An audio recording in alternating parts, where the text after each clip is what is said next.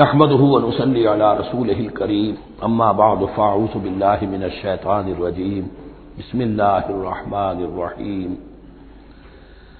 ايها الذين آمنوا انفقوا مما رزقناكم من قبل ان يأتي يوم لا بيع فيه ولا خلة ولا شفاعة والكافرون هم الظالمون اللہ لا الہ الا هو الحی القیوم لا تأخذه سنة ولا نوم له ما في السماوات وما في الأرض من ذا الذي يشفع عنده إلا بإذنه يعلم ما بين أيديهم وما خلفهم ولا يحيطون بشيء من علمه إلا بما شاء وسع كرسيه السماوات والأرض ولا يؤوده حفظهما وهو العلي العظيم صدق الله العظيم رب اشرح لي صدري ويسر لي امري واحلل عقدة من لساني يفقهوا قولي۔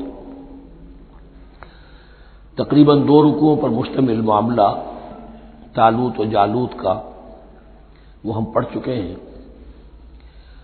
اور یہ گویا کہ اب غزوہ بدر کی لیے ذہنی اور نفسیاتی تیاری ہو رہی ہے، اور غزوات کے لیے جیسا کہ میں نے عرض کیا جہاں سرفروشی کی ضرورت ہے وہاں انفاق مال کی بھی ضرورت ہے، تو اب یہاں بڑے زوردار انداز میں پھر انفاق کی طرف توجہ دلائی جا رہی ہے۔ وہی 4 ڈوریاں ذہن میں رکھیے، انفاق اللہ کی راہ میں یعنی جہاد بالمال، قتال جہاد بالنفس کی آخری شکل، اور شریعت میں عبادات اور معاملات، یہ 4 ڈوریاں گتھی ہوئی ہیں ان 22 رکوعوں کے اندر، جن پر دوسرا نصف جو ہے سورہ بقرہ کا مشتمل ہے۔ یا ایھا الذین آمنوا انفقوا مما رزقناکم من قبل ان یأتی یوم لا بیع فیہ ولا خلة ولا شفاعة، اہل ایمان خرچ کر دو ان چیزوں میں سے کہ جو اللہ نے تمہیں دی ہیں، اس سے پہلے کہ وہ دن آ دھمکے جس دن نہ کوئی خرید و فروخت ہوگی، نہ کوئی دوستی کام آئے گی، نہ کوئی شفاعت مفید ہوگی۔ والکافرون هم الظالمون، اور کافر ہی تو ظالم ہیں۔ اب یہاں کافر سے مراد کون ہے؟ کافر اصطلاحی نہیں، کافر معنوی، جو اللہ کے اس حکم انفاق کی تعمیل نہیں کرتا، دیکھتا ہے کہ دین مغلوب ہے، اس کو غالب کرنے کی جد و جہد ہو رہی ہے، اس کی کچھ تقاضے ہیں، مالی ضرورتیں ہیں اس کی، اور اللہ نے اسے قدرت دی ہے، اس میں خرچ کر سکتا ہے اور نہیں کرتا، وہ ہے اصل کافر۔ اس کے بعد وہ آیت آ رہی ہے جو قرآن حکیم کی عظیم ترین آیت ہے، نزول فرمان نبوی صلی اللہ علیہ وسلم، آیت الکرسی۔ اس کا تو نام بھی چونکہ معروف ہے، میں نے جو آپ کو بڑے بڑے حکمت کے موتی اور بڑے بڑے پھول آپ کو گنوائے ہیں، آیت الآیات، آیت البر، آیت الاختلاف، اور اب یہ ہے آیت الکرسی، توحید کے عظیم ترین خزانوں میں سے ہے۔ ہی سیدۃ آیات القرآن، حضور نے فرمایا یہ تمام آیات قرآنی کی سردار ہے۔ جس طریقے سے آیہ بر اور سورۃ العصر میں ایک نسبت ہے کہ ہدایت اور نجات کی شرائط ساری کی ساری ایک چھوٹی سی صورت میں اللہ نے جمع کر دی، والعصر ان الانسان لفی خسر الا الذین آمنوا وعملوا الصالحات وتواصوا بالحق وتواصوا بالصبر، لیکن اس کی تفصیل ایک آیت میں آئی، وہ آیت البر ہے۔ چنانچہ جو منتخب نصاب ہم نے مرتب کیا ہے دعوت قرآن کے لیے، میں پہلا درس سورۃ العصر کا ہے اور دوسرا درس آیت البر کا ہے۔ جو نسبت سورۃ العصر میں ہے کہ وہ سورت ہے، یہ آیت ہے، لیکن اس آیت میں کئی صورتیں نکل سکتی ہیں حجم کے اعتبار سے سورۃ العصر کے برابر۔ یہی نسبت ہے سورہ اخلاص میں، 4 آیتیں، توحید کا عظیم ترین خزانہ، اور یہ آیت الکرسی، یہ آیت ہے سورہ اخلاص، اس میں 4 بن جائیں گی حجم کے اعتبار سے، لیکن اسے حضور نے ثلث قرآن قرار دیا ہے۔ توحید کے موضوع پر جامع ترین سورۃ الاخلاص، لیکن توحید اور خاص طور پر توحید فی الصفات کے موضوع پر عظیم ترین آیت کی آیت الکرسی۔ اللہ لا الہ الا ہو، اللہ وہ معبود برحق ہے جس کے سوا کوئی الہ نہیں، بڑا کیٹیگوریکل۔ الحی القیوم، وہ زندہ ہے از خود اور باخود، اس کی زندگی مستعار نہیں ہے۔ وہ جو کہا ہے کہ مانگ کے لائے تھے 4 دن، 2 آرزو میں کٹ گئے 2 انتظار میں، عمر دراز مانگ کے لائے تھے۔ اللہ کی زندگی ہے اس کی از خود زندگی، کسی کی دی ہوئی نہیں، اور اس زندگی میں کوئی ضعف نہیں، کوئی کمزوری نہیں، کوئی احتیاج نہیں، آگے آ جائے گا، نہ اسے نیند آتی ہے نہ اونگ آتی ہے۔ قیوم، خود اپنی جگہ وہ زندہ جاوید ہستی ہے، اور باقی ہر شے کا وجود اس کے حکم سے قائم ہے، کوئی شے قائم نہیں ہے بغیر اس کے اذن کے۔ تو گویا کہ احد اور الصمد، اللہ اپنی جگہ احد، لیکن باقی پوری کائنات کے لیے صمد ہے، جو سورہ اخلاص میں 2 الفاظ آئے ہیں، قل هو اللہ احد اللہ الصمد۔ اللہ حی ہے اور قیوم ہے، لا تأخذہ سنۃ ولا نوم، اس پر غالب نہیں ہو سکتی نہ نیند نہ اونگ۔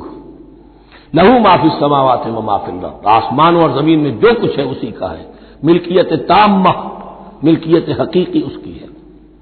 من ذا الذی یشفع عندہ الا باذنہ، کون ہے وہ جو شفاعت کر سکے اس کے پاس مگر اس کی اجازت سے۔ اب یہ مقام آیا ہے سورہ بقرہ میں پہلی مرتبہ، 3 مرتبہ کیٹیگوریکل ڈینائل کے بعد، کوئی شفاعت نہیں، کوئی شفاعت نہیں، کوئی شفاعت نہیں۔ یہاں بھی جو انداز ہے بہت ہی جلالی انداز ہے، منظر نبی، کس کی یہ حیثیت ہے، کس کا یہ مقام ہے، کس کو یہ زور حاصل ہے کہ وہ اپنے اختیار کے بل پر، جو اپنی حیثیت کی بنیاد پر شفاعت کر سکے، ہاں جس کے لیے اللہ اجازت دے دے۔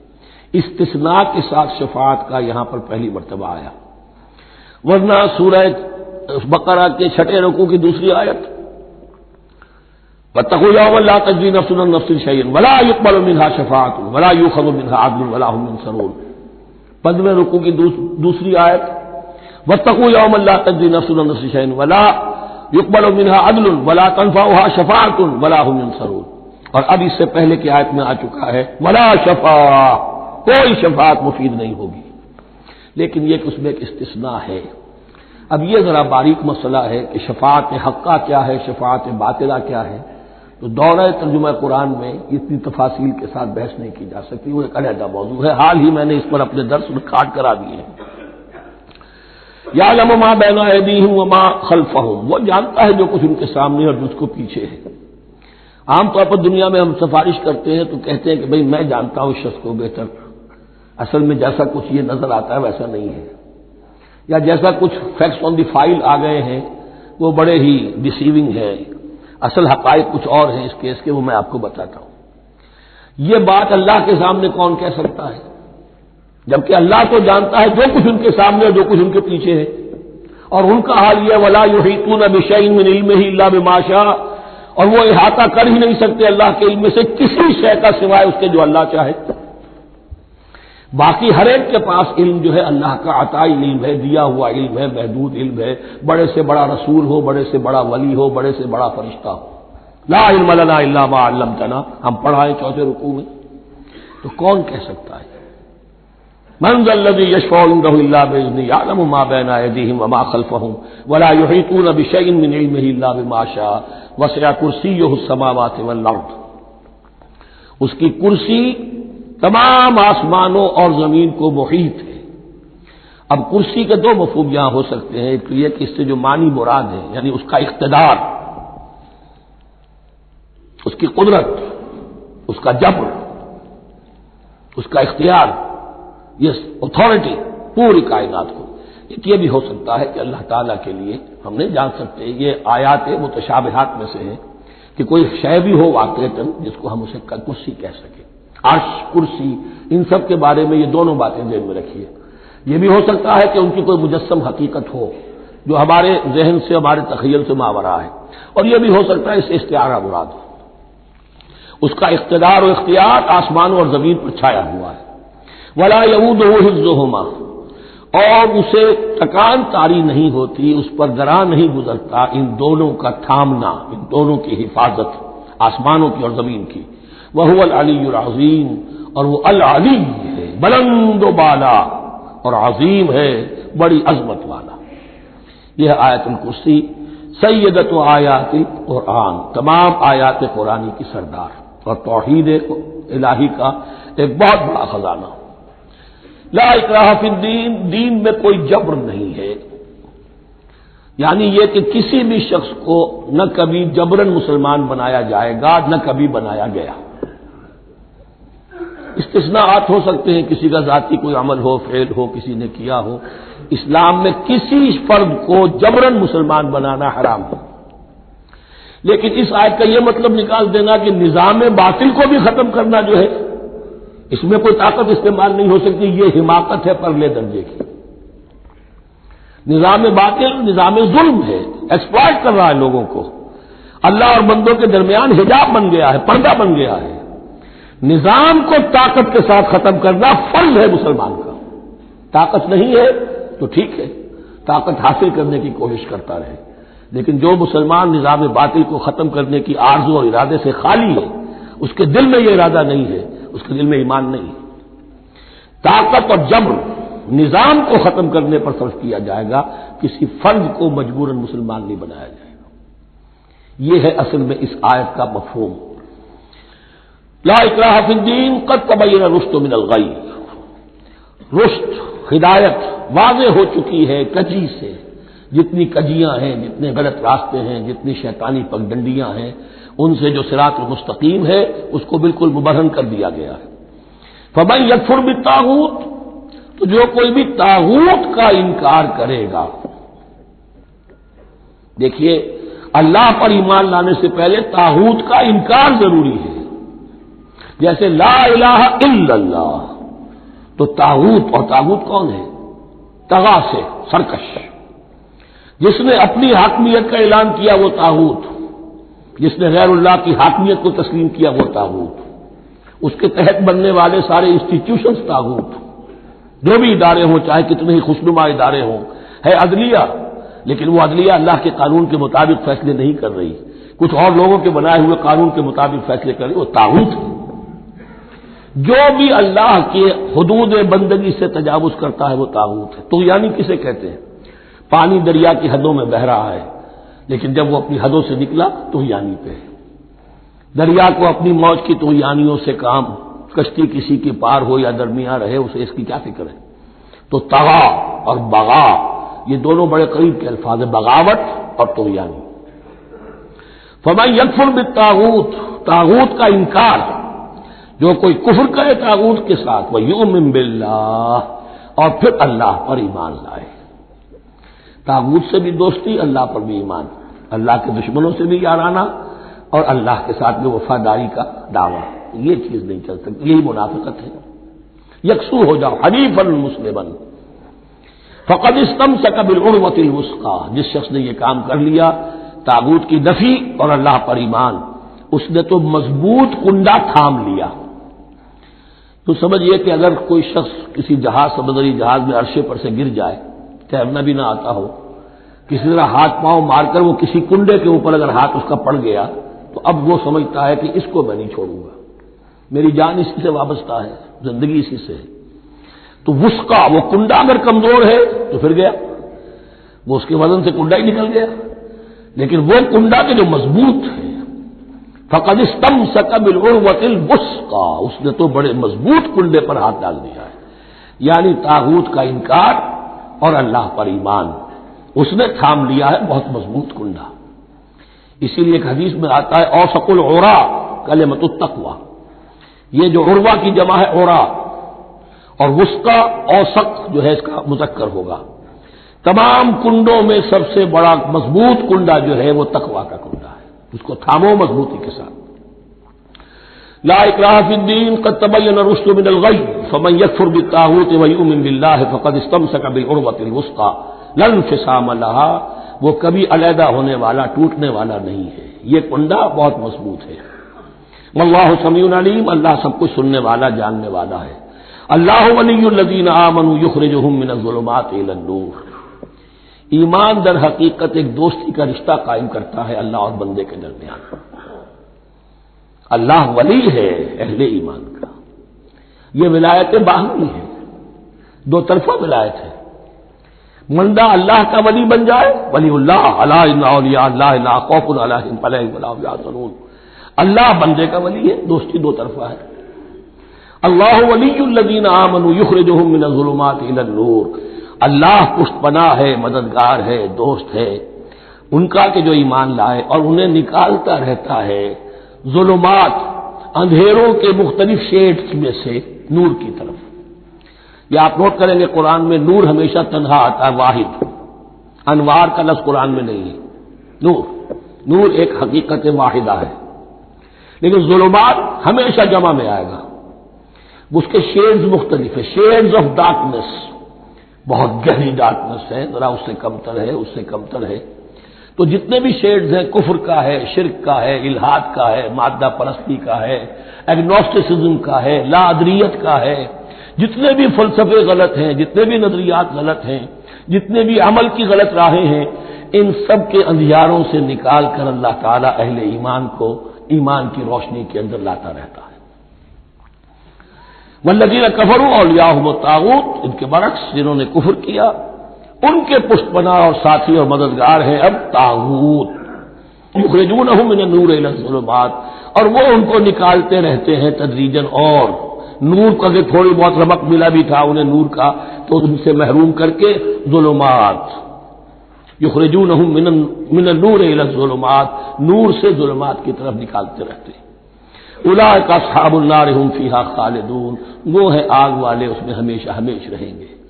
اللہم اجعلنا من عبادک المؤمنین، اللہم اخرجنا من الظلمات الی النور، آمین یا رب العالمین۔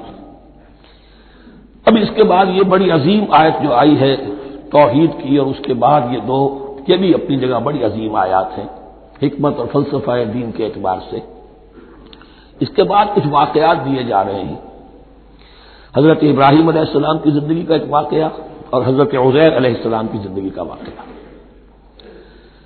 الم تر الی الذی حاج ابراہیم فی ربہ ان آتاہ اللہ الملک، کیا تم نے دیکھا اس شخص کو جس نے کہ محاجہ کیا تھا، مناظرہ کیا تھا، حجت بازی کی تھی ابراہیم سے، اس وجہ سے کہ اللہ نے اسے بادشاہی دی ہوئی تھی، نمرود۔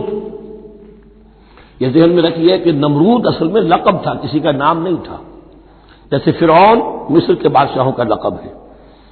فرعونہ، نماردہ جو ہیں یہ عراق کے بادشاہ تھے، بیبیلونیا۔ تو حضرت ابراہیم کی پیدائش بھی شہر ار میں ہوئی تھی کہ جو بیبیلونیا کا ایک شہر تھا عراق کا، اور وہاں بادشاہت تھی نمرود کی۔ جیسے فرعون نے مصر میں دعویٰ کیا تھا اپنی بادشاہی کا اور اپنی خدائی کا، اور یہ ہے سیاسی بادشاہی، یہ نہیں کہ ہم نے دنیا پیدا کی ہے، مطلب یہ اختیار مطلق ہمارے ہاتھ میں ہے، ہم جس چیز کو چاہیں غلط قرار دے دیں، جس چیز کو چاہے صحیح قرار دے دیں، یہی ہے اصل میں خدائی اختیار ہاتھ میں لے لیا۔ اللہ کا حق ہے تحریر و تحریم، کسی شے کو حلال کرنا، کسی کو حرام قرار دینا، اختیار واحد اللہ کے ہاتھ میں ہے۔ جس شخص نے بھی اپنے ذمے لے لیا، قانون سازی کا اختیار لے لیا اللہ کے قانون سے آزاد ہو کر، وہی طاغوت ہے، وہی شیطان ہے، وہی نمرود ہے، وہی فرعون ہے۔ تو اس نے وہ نمرود نے کہا، محاجہ کیا، اس قال ابراہیم ربی الذی یحیی و یمیت، میرا رب تو وہ ہے جو زندہ کرتا ہے اور مارتا ہے۔ قال انا احیی و امیت، انہوں نے کہا میں بھی کر سکتا ہوں۔ اس نے جیل سے 2 قیدی منگوائے، دونوں کنڈیمڈ تھے، اور ایک کی گردن وہی اڑائی اور ایک کو کہا جاؤ معاف، دیکھو میں نے جس کو چاہا زندہ رکھا اور جس کو چاہا مار دیا۔ حضرت ابراہیم نے دیکھا کہ یہ کٹ حجتی پر اترا ہوا ہے، تو العجب المسکت، جواب ایسا دیا جانا چاہیے کہ جو اس کو چپ کر دے۔ قال ابراہیم فإن اللہ یأتی بالشمس من المشرق فأت بها من المغرب، حضرت ابراہیم نے فرمایا اللہ تو سورج کو نکالتا ہے مشرق سے، اگر تو خدائی کا مدعی ہے تو نکال کے دکھا اسے مغرب سے۔ فبہت الذی کفر، تو مبہوت ہو کر رہ گیا وہ کافر، اب اس کے پاس کوئی جواب نہیں تھا۔ واللہ لا یہدی القوم الظالمین، اور اللہ ظالموں کو ہدایت نہیں دیا کرتا۔ ہدایت تو نہیں ہوئی، چپ ہو گیا، لیکن چپ کیا ہوا، اس کے بعد تو فیصلہ ہوا کہ انہیں آگ میں جھونک دیا جائے۔ او کالذی مر علی قریۃ وہی خاویۃ علی عروشہا، یا پھر اس شخص کے واقعے کو ذرا یاد کرو، کیا تم نے نہیں دیکھا کہ جس کا گزر ہوا ایک بستی پر اور وہ اوندھی پڑی ہوئی تھی اپنی چھتوں پر۔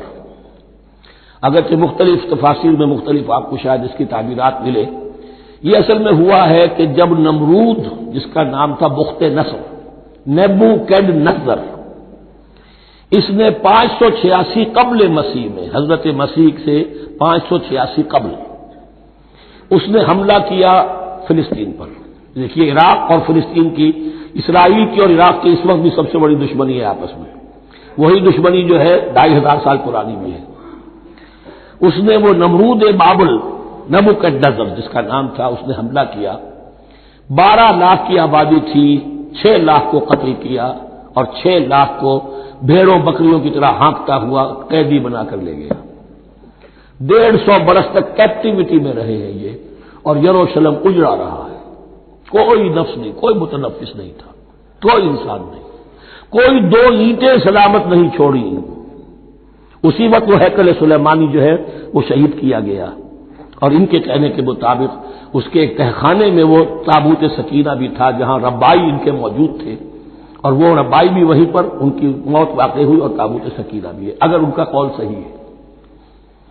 تو جس زمانے میں یہ اجڑی ہوئی بستی تھی، حضرت عزیر علیہ السلام کا گزر ہوا، انہوں نے دیکھا کوئی متنفس نہیں، تو انہوں نے کیا کہا، قال انا یحیی ھذہ اللہ بعد موتھا، اللہ اس بستی کو اس کے اس طرح مردہ اور برباد ہو جانے کے بعد کیسے زندہ کرے گا؟ اب اس میں کیسے احیاء ہو سکتا ہے؟ دوبارہ کیسے اس میں لوگ آ کر آباد ہو سکتے ہیں؟ اتنی بڑی بربادی، اتنی تباہی، کوئی متنفس نہیں، کوئی 2 اینٹیں سلامت نہیں۔ فَأَمَاتَهُ اللَّهُ مِائَةَ عَامٍ ثُمَّ بَعَثَهُ، تو اللہ نے اس پر موت وارد کر دی 100 برس کے لیے، اور پھر انہیں اٹھایا۔ قَالَ كَمْ لَبِثْتَ، سوال کیا کتنے عرصے رہے ہو یہاں؟ حضرت عزیر جو ہیں، کیونکہ جو رینائسنس ہوا ہے تاریخ بنی اسرائیل میں، اس کے نقیب، اس کے اصل جو بنیاد ہے وہ یہ ہے۔ انہوں نے پھر اصلاح کی، جو زوال ان میں آیا تھا اخلاقی اور دینی، پھر یہ اٹھے کمر کس کر جب اللہ تعالیٰ نے یہ مشاہدات کرا دیے، اور پھر جا کر وہاں تبلیغ کی اور دعوت کی دی، اور وہ ان یہودیوں کے اندر جو کیپٹیوٹی میں تھے انہیں پھر اصل دین کی تعلیم دی، روح دین کو زندہ کیا، تو گویا کہ وہاں سے پھر ان کا احیاء ہوا ہے۔ کب لبثت، کتنے عرصے رہے ہوگے؟ تو قال لبثت یوما و بعض یوم، اب اس کو ایسے محسوس ہوا جیسے سویا تھا تھوڑی دیر کے لیے، میں 1 دن رہا ہوں یا دن کا کچھ حصہ۔ قال بل لبثت 100 عام، نہیں، اللہ نے فرمایا نہیں، تم 100 سال رہے ہو۔ فانظر الی طعامک و شرابک لم یتسنہ، تو ذرا اپنے کھانے اور جو مشروب تمہارے ساتھ تھا سفر میں، ذرا اس کو دیکھو، ان کے اندر کوئی بسان پیدا نہیں ہوئی، سڑے نہیں ہیں، ان کے اندر کوئی خرابی پیدا نہیں ہوئی۔ وانظر الی حمارک، آپ دوسری طرف اپنے گدھے کو دیکھو جو تمہاری سواری کا گدھا تھا، وَلَنَجْعَلَكَ آیَةً لِلنَّاسِ، وہ بالکل ختم ہو چکا تھا، اس کی ہڈیاں ہی رہ گئی تھی، گوشت گل چکا تھا، کچھ نہیں تھا، 100 برس۔ وانظر الی حمارک وَلِنَجْعَلَكَ آیَةً لِلنَّاسِ، اور ہمیں تو بنانا ہے تجھے ایک نشانی لوگوں کے لیے، یعنی خود اے عزیر تمہیں ایک نشانی بنانا ہے، اور تمہیں نشانی بنانے کے لیے یہ نشانی ہم تمہیں دکھا رہے ہیں، تاکہ یقین جو ہے، یقین کامل تمہارے اندر پیدا ہو جائے۔ وانظر الی حمارک ولنجعلک آیۃ للناس وانظر الی العظام، اب دیکھو ان ہڈیوں کو، کیف ننشزھا، کیسے ہم انہیں اٹھاتے ہیں، ابھارتے ہیں، وہ ہڈیاں خود ابری اور جڑ کر کھڑی ہو گئی۔ ثم نکسوھا لحما، پھر دیکھو تمہاری نگاہوں کے سامنے اس کو گوشت پہناتے ہیں۔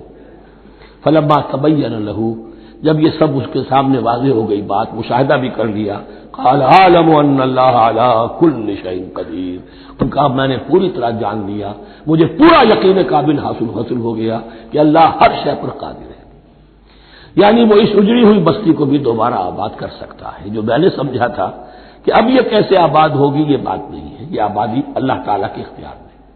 چنانچہ اس کے بعد ہوا، اس لیے کہ اس کے بعد واقعہ تو یہ ہوا کہ جو ایران کا بادشاہ تھا کیخورس یا سائرس ذو، جن کو کہ قرآن مجید القرنین کہتا ہے، جن کا تذکرہ سورہ کہف میں آئے گا۔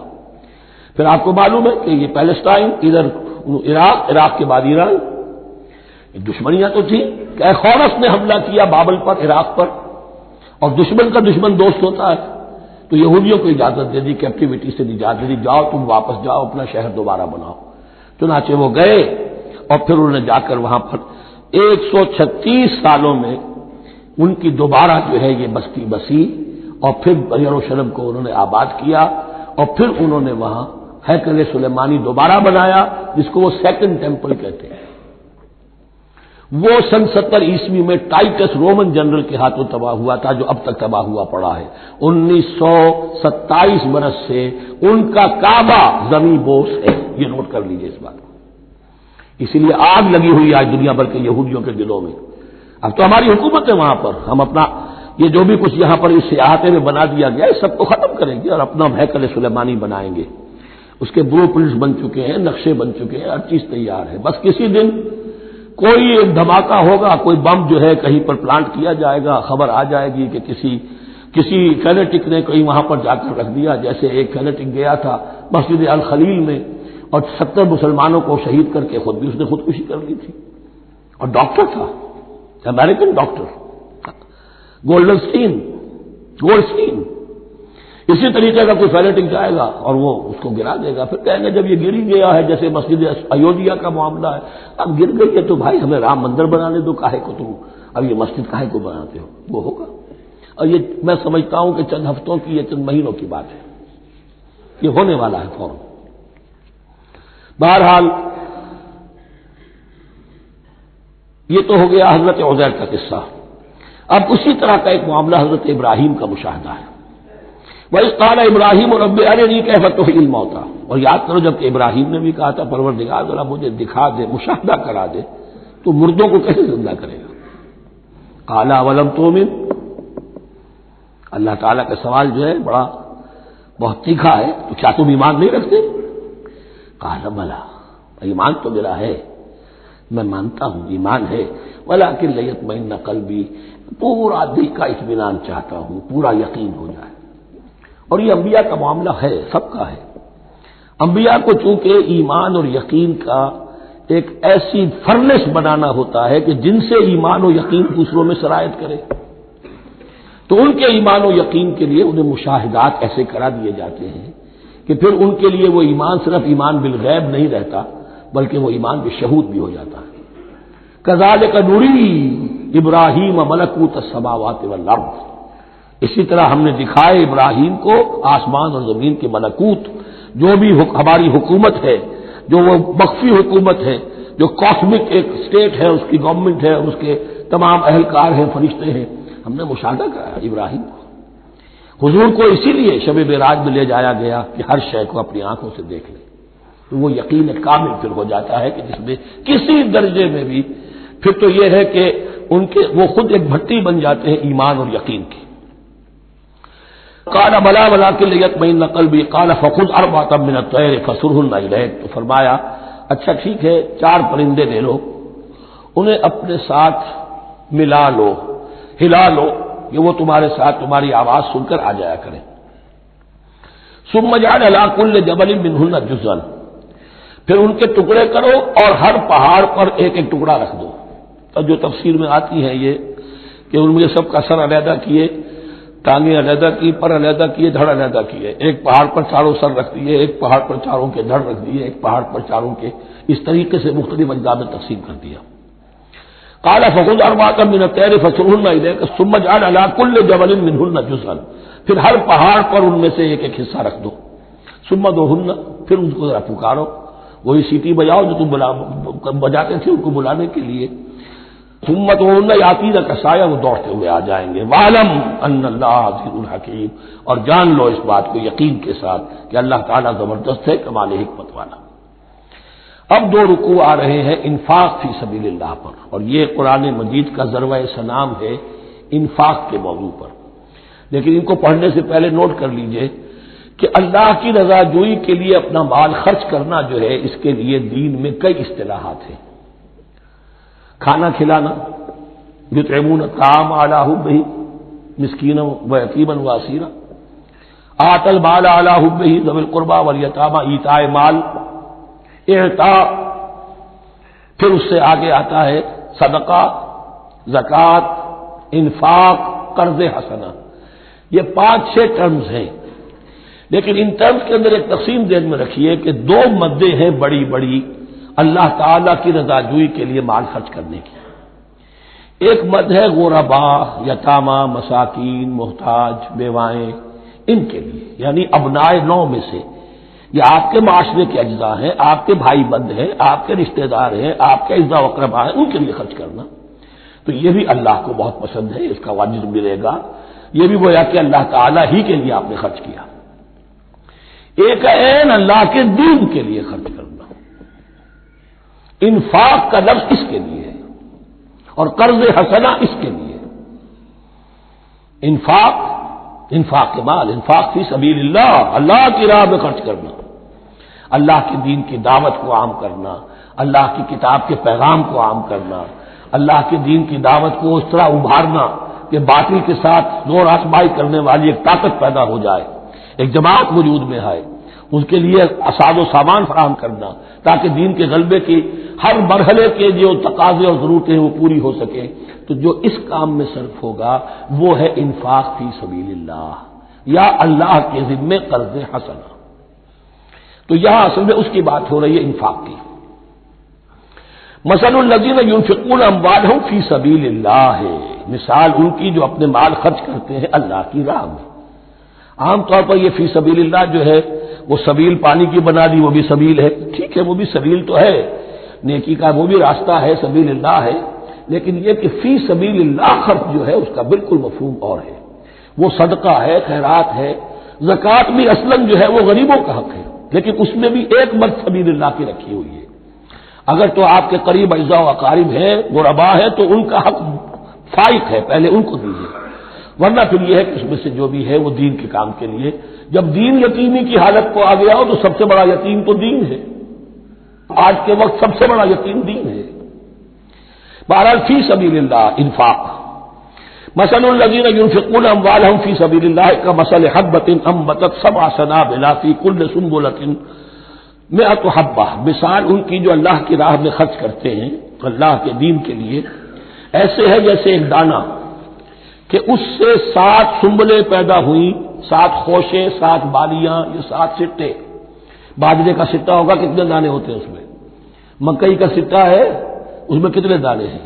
فی کل سنبلۃ مئۃ حبہ، اس میں 100 دانے موجود ہیں ہر ایک میں، تو ایک دانے سے 700 دانے وجود میں آ گئے۔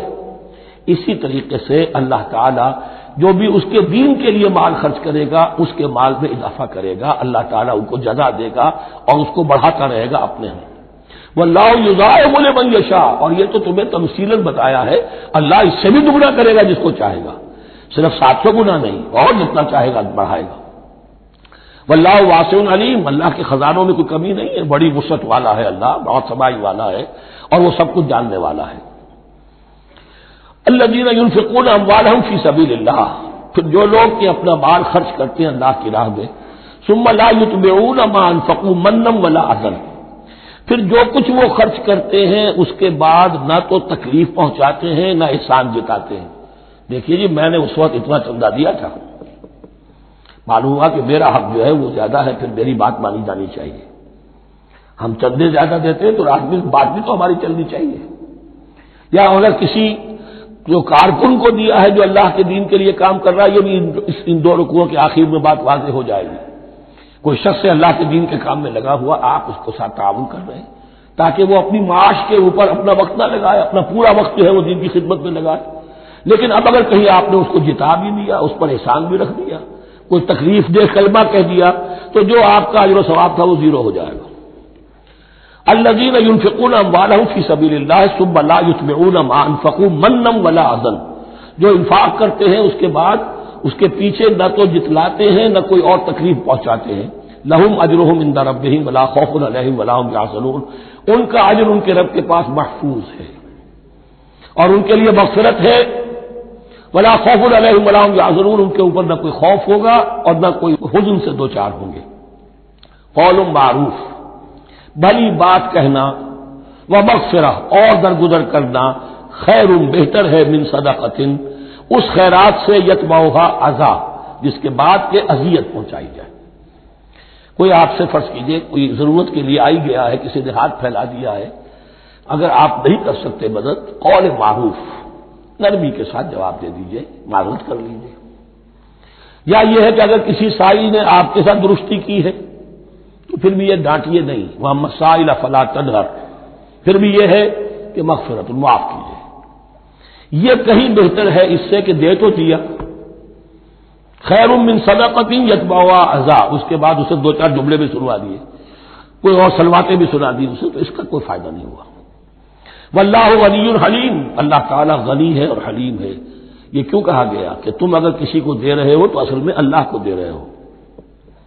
ایک حدیث میں آتا ہے کہ اللہ تعالیٰ اپنے بندے سے شکایت کرے گا، اے میرے بندے تیرے پاس مال تھا، میں نے تجھ سے مال طلب کیا تھا، میں بھوکا تھا، میں نے تجھ سے روٹی مانگی، تو نے مجھے کھلایا نہیں۔ بندہ کہے اللہ تو غنی ہے، تجھے بھوک تجھے احتیاج ہے، کہ وہ جو میرا بندہ تھا جو بھوکا تھا اس نے جو مانگا تھا تجھ سے وہ میں ہی تھا، میرا بندہ تھا، الخلق عیال اللہ، تجھ سے کھانے کو نہیں دیا تجھے، تو گویا کہ مجھے نہیں دیا۔ اے میرے بندے میں ننگا تھا، میں نے تجھ سے میں چاہا کہ میرا ستر ڈھانپ دے، مجھے کوئی لباس دے دے، لیکن یہ کہ تو نے نہیں دیا۔ یہ اسی طریقے سے تو سمجھ لیجئے کہ اللہ تو غنی ہے، جو دے رہے ہو سمجھ لو کہ اللہ کو دے رہے ہو، اور حلیم ہے، وہ حلم والا ہے، فوراً نہیں پکڑتا تمہیں۔ تم جو بھی کرتے ہو جو دل سے اتری ہوئی شے وہ اللہ کے نام پہ دے دو، جو ردی چیزیں وہ اللہ کے نام پہ دے دو، تو اللہ تعالیٰ کی غیرت جو ہے اسی وقت اگر جوش میں آ جائے اور تمہیں پیس کے سرما کر دے وہ تو وہ کر سکتا ہے، لیکن نہیں، حلیم ہے، وہ دیکھتا ہے کہ میری توہین کر رہا ہے، مجھے دے رہا ہے اور یہ دے رہا ہے۔ یا ایھا الذین آمنوا لا تبطلوا صدقاتکم بالمن والاذى، اہل ایمان اپنے صدقات کو باطل نہ کر لو، نسیہ منسیہ ہو جاتے ہیں، بالمن والاذى، جتلا کر اور کوئی اذیت بخش بات کہہ کر۔ کالذی ينفق مالہ رئاء الناس، ان لوگوں کی طرح، اس شخص کی طرح جو اپنا مال خرچ کرتا ہے لوگوں کو دکھانے کے لیے، دے تو رہا ہے صدقات، چیریٹی ہاؤس، بڑے بڑے ادارے قائم کر دیے ہیں، یہ کہ سب ریاکاری ہے۔ کوئی سرکار دربار میں رسائی کے لیے فاؤنڈیشنز بنے ہوئے، کچھ اپنے وہ ٹیکس بچانے کے لیے، کچھ اور اپنی ناموری، کیونکہ پھر الیکشن بھی لڑنا ہے۔ یہ سارے کام جو ہوتے ہیں اللہ جانتا ہے کس کی کیا نیت ہے۔ لا تبطلوا صدقاتکم بالمن والاذى کالذی ينفق مالہ رئاء الناس ولا یؤمن باللہ والیوم الآخر، جو ریاکاری کر رہا ہے وہ حقیقت میں ایمان نہیں رکھتا اللہ پر اور یوم آخر پر۔ یہ ریا اور یہ ایمان ایک دوسرے کی ضد ہے، جیسا کہ حدیث بار بار سنا چکا ہوں، من صلی یرائی فقد اشرک ومن صام یرائی فقد اشرک ومن تصدق یرائی فقد اشرک، جس نے دکھاوے کے لیے نماز پڑھی اس نے شرک کیا، جس نے دکھاوے کے لیے روزہ رکھا اس نے شرک کیا، جس نے دکھانے کے لیے لوگوں کو صدقہ خیرات دیا اس نے شرک کیا۔ ولا یؤمن باللہ والیوم الآخر فمثلہ کمثل صفوان علیہ تراب فاصابہ وابل فترکہ صلدا، تو اس کی مثال اس چٹان کی سی ہے اس پر کچھ تھوڑا سا غبار، کچھ ریت جم گئی تھی، تو اگر کسی چٹان کے اوپر کچھ تھوڑی سی تہ آ گئی ہو مٹی کی، وہاں آپ نے کوئی بیج ڈال دیے، کوئی فصل بھی ہو گئی۔ فاصابہ وابل، اب آیا زوردار ایک بارش کا چھینٹا پڑا، زوردار میہ پڑا، فترکہ صلدا، وہ ساری اوپر کی تھوڑی سی تہ تھی وہ مٹی بھی بہہ گئی اور آپ کی محنت بھی گئی، وہ آپ کا بیج بھی گیا اور آپ کی فصل بھی گئی، وہ چٹان جو ہے چٹیل چٹان وہ اندر سے نکل آئی، یعنی سب کچھ گیا۔ ریاکاری میں اس کا مطلب یہ ہے مال بھی دیا اور حاصل کچھ نہ ہوا، بیج بھی گیا، اور اللہ کے ہاں کسی اجر و ثواب کا سوال ہی نہیں۔ لا يقدرون على شيء مما كسبوا، جو محنت انہوں نے کی تھی، اس تھوڑی سی مٹی جو جم گئی تھی اس میں بھی کچھ ہل چلایا تھا، کچھ بیج ڈالا تھا، اب اس میں کوئی قدرت انہیں حاصل نہیں ہے، سب کچھ گیا۔ واللہ لا يهدي القوم الكافرین، اور اللہ ایسے کافروں کو ہدایت نہیں دیتا، راہ یاب نہیں کرتا۔ ومثل الذین ينفقون اموالهم ابتغاء مرضات اللہ، اس کے برعکس وہ لوگ، وہ سائملٹینیس کنٹراسٹ، جب ایک ریاکاری کے خرچ کے لیے وہ ایک مثال دی گئی، تمثیل اور تشبیہ دی گئی، تو اب جو واقعتاً اللہ تعالیٰ کے اجر و ثواب کے لیے خلوص و اخلاص کے ساتھ خرچ کرتا ہے اس کے لیے بھی مثال۔ ومثل الذین ينفقون اموالهم ابتغاء مرضات اللہ، اور مثال ان لوگوں کی جو خرچ کرتے ہیں اپنے مال اللہ کی رضا جوئی کے لیے، خوشی حاصل کرنے کے لیے، وتثبیتا من انفسہم، اور اپنے عزم کی پختگی کے ساتھ، اپنے نفس کی پختگی کے ساتھ۔ کمثل جنت، ان کی مثال اس باغ کی ہے، بربوۃ، جو ذرا بلندی پر ہے، باغ ہے، جیسا کہ میں نے عرض کیا نیچرل باغ کا یہی تصور ہوتا تھا، ذرا اونچائی پر جو ہے پلانٹیشن ہے، ندی بہ رہی ہے کوئی دامن میں جس سے خود بخود اس کو اریگیشن ہو رہی ہے، کمثل جنت بربوۃ، یہیں سے یہ قادیانیوں نے لفظ ربوہ لے کر اور اپنا وہ شہر بنایا ہے پاکستان میں. اصابہ وابل، اب اگر اس باغ کے اوپر زوردار بھی آ جائے، خوب بارش برسے، فآتت اکلھا ضعفین، تو اس کا پھل جو ہے دگنا ہو جائے گا. فإن لم يصبها وابل فطل، اور اگر زوردار بھی نہ آئے، بارش نہ برسے، تو تھوڑا بہت چھینٹا بھی پڑے گا تب بھی اس کا تو بہرحال پھل جو ہے وہ برقرار رہے گا. واللہ بما تعملون بصیر، اور جو کچھ تم کر رہے ہو اللہ تعالیٰ اس کو دیکھ رہا ہے. دروں بھی نہیں کرتے رہا کرو کہ تم یہ بال جو خرچ کر رہے ہو واقعتاً خلوص دل کے ساتھ، اخلاص نیت کے ساتھ اللہ ہی کے لیے کر رہے ہو، کہیں اس میں کوئی اور جذبہ، کہیں تمہارا غیر شعوری طور پر کوئی جذبہ شامل نہ ہو جائے. تو انٹراسپیکشن ہو، اپنے غریبانوں میں جھانکتے رہو. ایود احدکم ان تکون له جنۃ من نخیل واعناب تجری من تحتها الانہار، کیا تم میں سے کوئی شخص پسند کرے گا کہ اس کا ایک باغ ہو اور کھجور کا درخت ہو اس میں، اور انگور کی بیلیں بھی ہوں، اور اس کے دامن میں ندیاں بہتی ہوں، نیچرل اریگیشن بھی ہے، کھجور کے درخت بھی ہیں، اور بیلوں کی ٹٹیاں لگی ہوئی ہیں انگوروں کی، اور انگوروں کی بیلیں ہیں. لہو فیہا من کل الثمرات، اس کے لیے اس باغ میں ہر طرح کا میوہ ہے. فاصابہ الکبر، اب اس پر بڑھاپا بھی طاری ہو گیا ہے. وَلَهُ ذُرِّيَّةٌ ضُعَفَاء، اور اس کی اولاد ہے ابھی چھوٹی عمر کی، کم سن ہے، کمزور ہے. فَأَصَابَهَا إِعْصَارٌ، کہ اچانک اس باغ کے اوپر ایک ایسا بگولا، ایک ایسی آندھی آئی جس میں آگ ہے. فیہ نارٌ، کوئی ایسا آگ بھری آندھی آئی. فَأَصَابَهَا إِعْصَارٌ فیہ نارٌ فاحترقت، پورا کا پورا باغ جل کر جلس کر رہ گیا. کذالک یبین اللہ لکم الآیات لعلکم تتفکرون، اس طرح اللہ تعالیٰ تمہارے لیے اپنی آیات کو واضح کرتا ہے تاکہ تم تفکر کرو. یعنی ایک انسان نے ساری عمر سمجھا ہے کہ بڑی میرے نیکی کمائی ہے، میں نے یہ کیا ہے، میں نے فاؤنڈیشن بنایا، میں نے مدرسہ قائم کر دیا، میں نے یتیم خانہ بنا دیا، لیکن یہ کہ اچانک کسی وقت معلوم آنکھ کھلے گی، جب آنکھ کھلی گل کی تو موسم تھا خزاں کا، معلوم ہوگا یہ تو کچھ بھی نہیں تھا، یہ تو گویا کہ ایک بگولا آیا سب کو جلا گیا، اس لیے کہ اس میں اخلاص تھا ہی نہیں، اس میں نیت جو ہے اس میں کھوٹ تھا، اس میں ریاکاری تھی، اس میں لوگوں کو دکھانا مقصود تھا. پھر حال وہی ہوگا جس طرح کہ وہ بوڑھا اب کفے افسوس مل رہا، کیا کرے، بوڑھا ہو چکا ہے، دوبارہ تو باغ لگا نہیں سکتا، لہذا جب وہ موت آ جائے گی تو گویا کہ اب اس کے لیے موقع نہیں ہے کہ دوبارہ کوئی کام اور کر سکے. یا ایھا الذین آمنوا انفقوا من طیبات ما کسبتم ومما اخرجنا لکم من الارض، اے ایمان والو خرچ کرو، اللہ کے لیے دینا ہے، اللہ کے دین کے لیے دینا ہے، اللہ کے نام پر دینا ہے. من طیبات ما کسبتم، جو چیز تم نے کمائی ہے اس کی اچھی چیز، پاکیزہ چیز، بہتر چیز. ومما اخرجنا لکم من الارض، اور جو کچھ ہم نے نکالا تمہارے لیے زمین سے. اب زمین سے ظاہر بات ہے جو بھی نباتات آ رہی ہے، چاہے وہ کوئی چراگاہ ہے تو اس کے اندر سے جو ہے وہ بھی ہریاول ہے تو اللہ نے پیدا کی ہے، کھیت کے اندر آپ نے محنت کی ہے، ہل چلایا ہے، بیج ڈالے، لیکن یہ کہ فصل کا اگانا تو آپ کے ہاتھ نہیں ہے، تو اللہ کے ہاتھ میں ہے. تو جو کچھ ہم نے نکالا ہے تمہارے لیے، وَمِمَّا أَخْرَجْنَا لَكُم مِّنَ الْأَرْضِ وَلَا تَيَمَّمُوا الْخَبِيثَ مِنْهُ، اور اس میں سے ردی مال کا ارادہ نہ کرو، تنفقون، کہ اسے خرچ کر دو. زکوٰۃ دینی ہے، عشر دینا ہے، تو جو ردی چیزیں ہیں، اب بھیڑوں بکریوں کا غلہ ہے، ان میں سے اتنی بکریاں نکالنی ہیں، اتنی بھیڑیں ہیں، تو اب جو ذرا کمزور ہیں، ناظر ہیں، بیمار ہیں، نقص والی ہیں، گنتی پوری کرنی ہے نا. اسی طریقے سے عشر نکالنا ہے تو گندم کا ڈھیر لگا ہوا ہے، اس میں سے کہیں بارش پڑ گئی تھی، وہ نکال دو. ولا تیمموا، تیمم کے معنی یہاں نوٹ کر لیجئے قصد کرنے کے. ولا تیمموا الخبیث منہ، کہ اس میں سے جو ردی مال ہے، جو ناپسند ہے، اس کا قصد نہ کرو. تنفقون، کہ اسے خرچ کرو. ولستم بآخذیہ، اور تم ہرگز نہیں ہوگے اس کو لینے والے.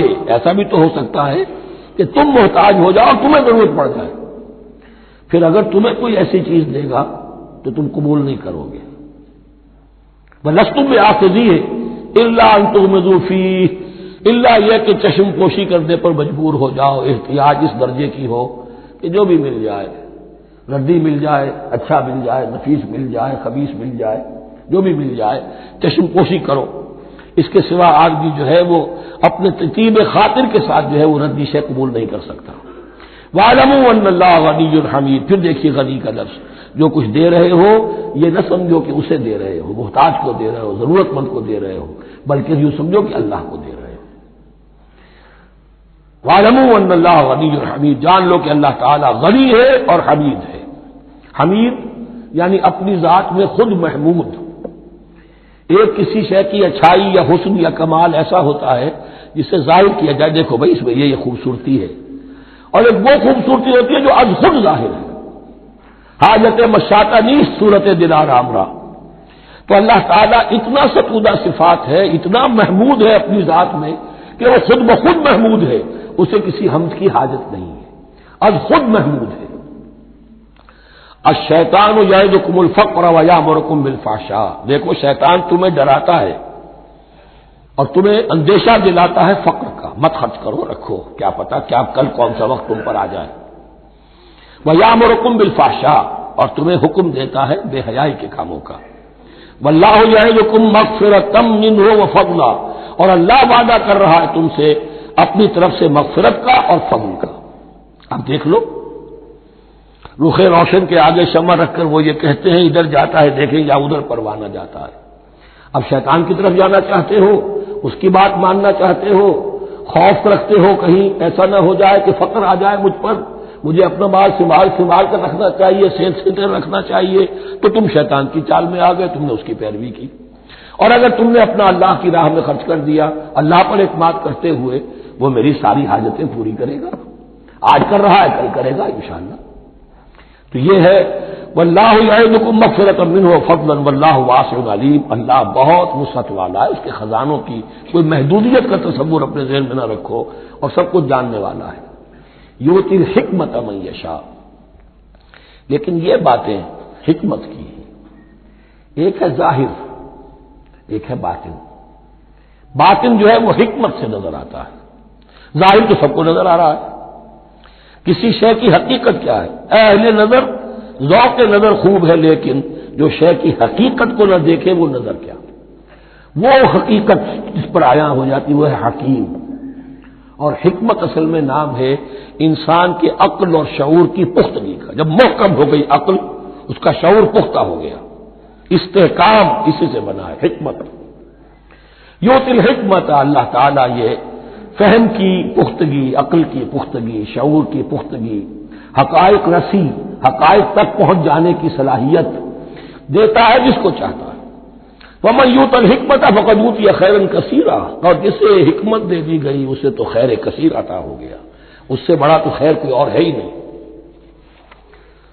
وَمَا يَذَّكَّرُ إِلَّا أُولُو الْأَلْبَابِ، اور نہیں نصیحت حاصل کر سکتے مگر وہی لوگ جو ہوش مند ہیں، جو اولو الالباب ہیں، عقل مند ہیں۔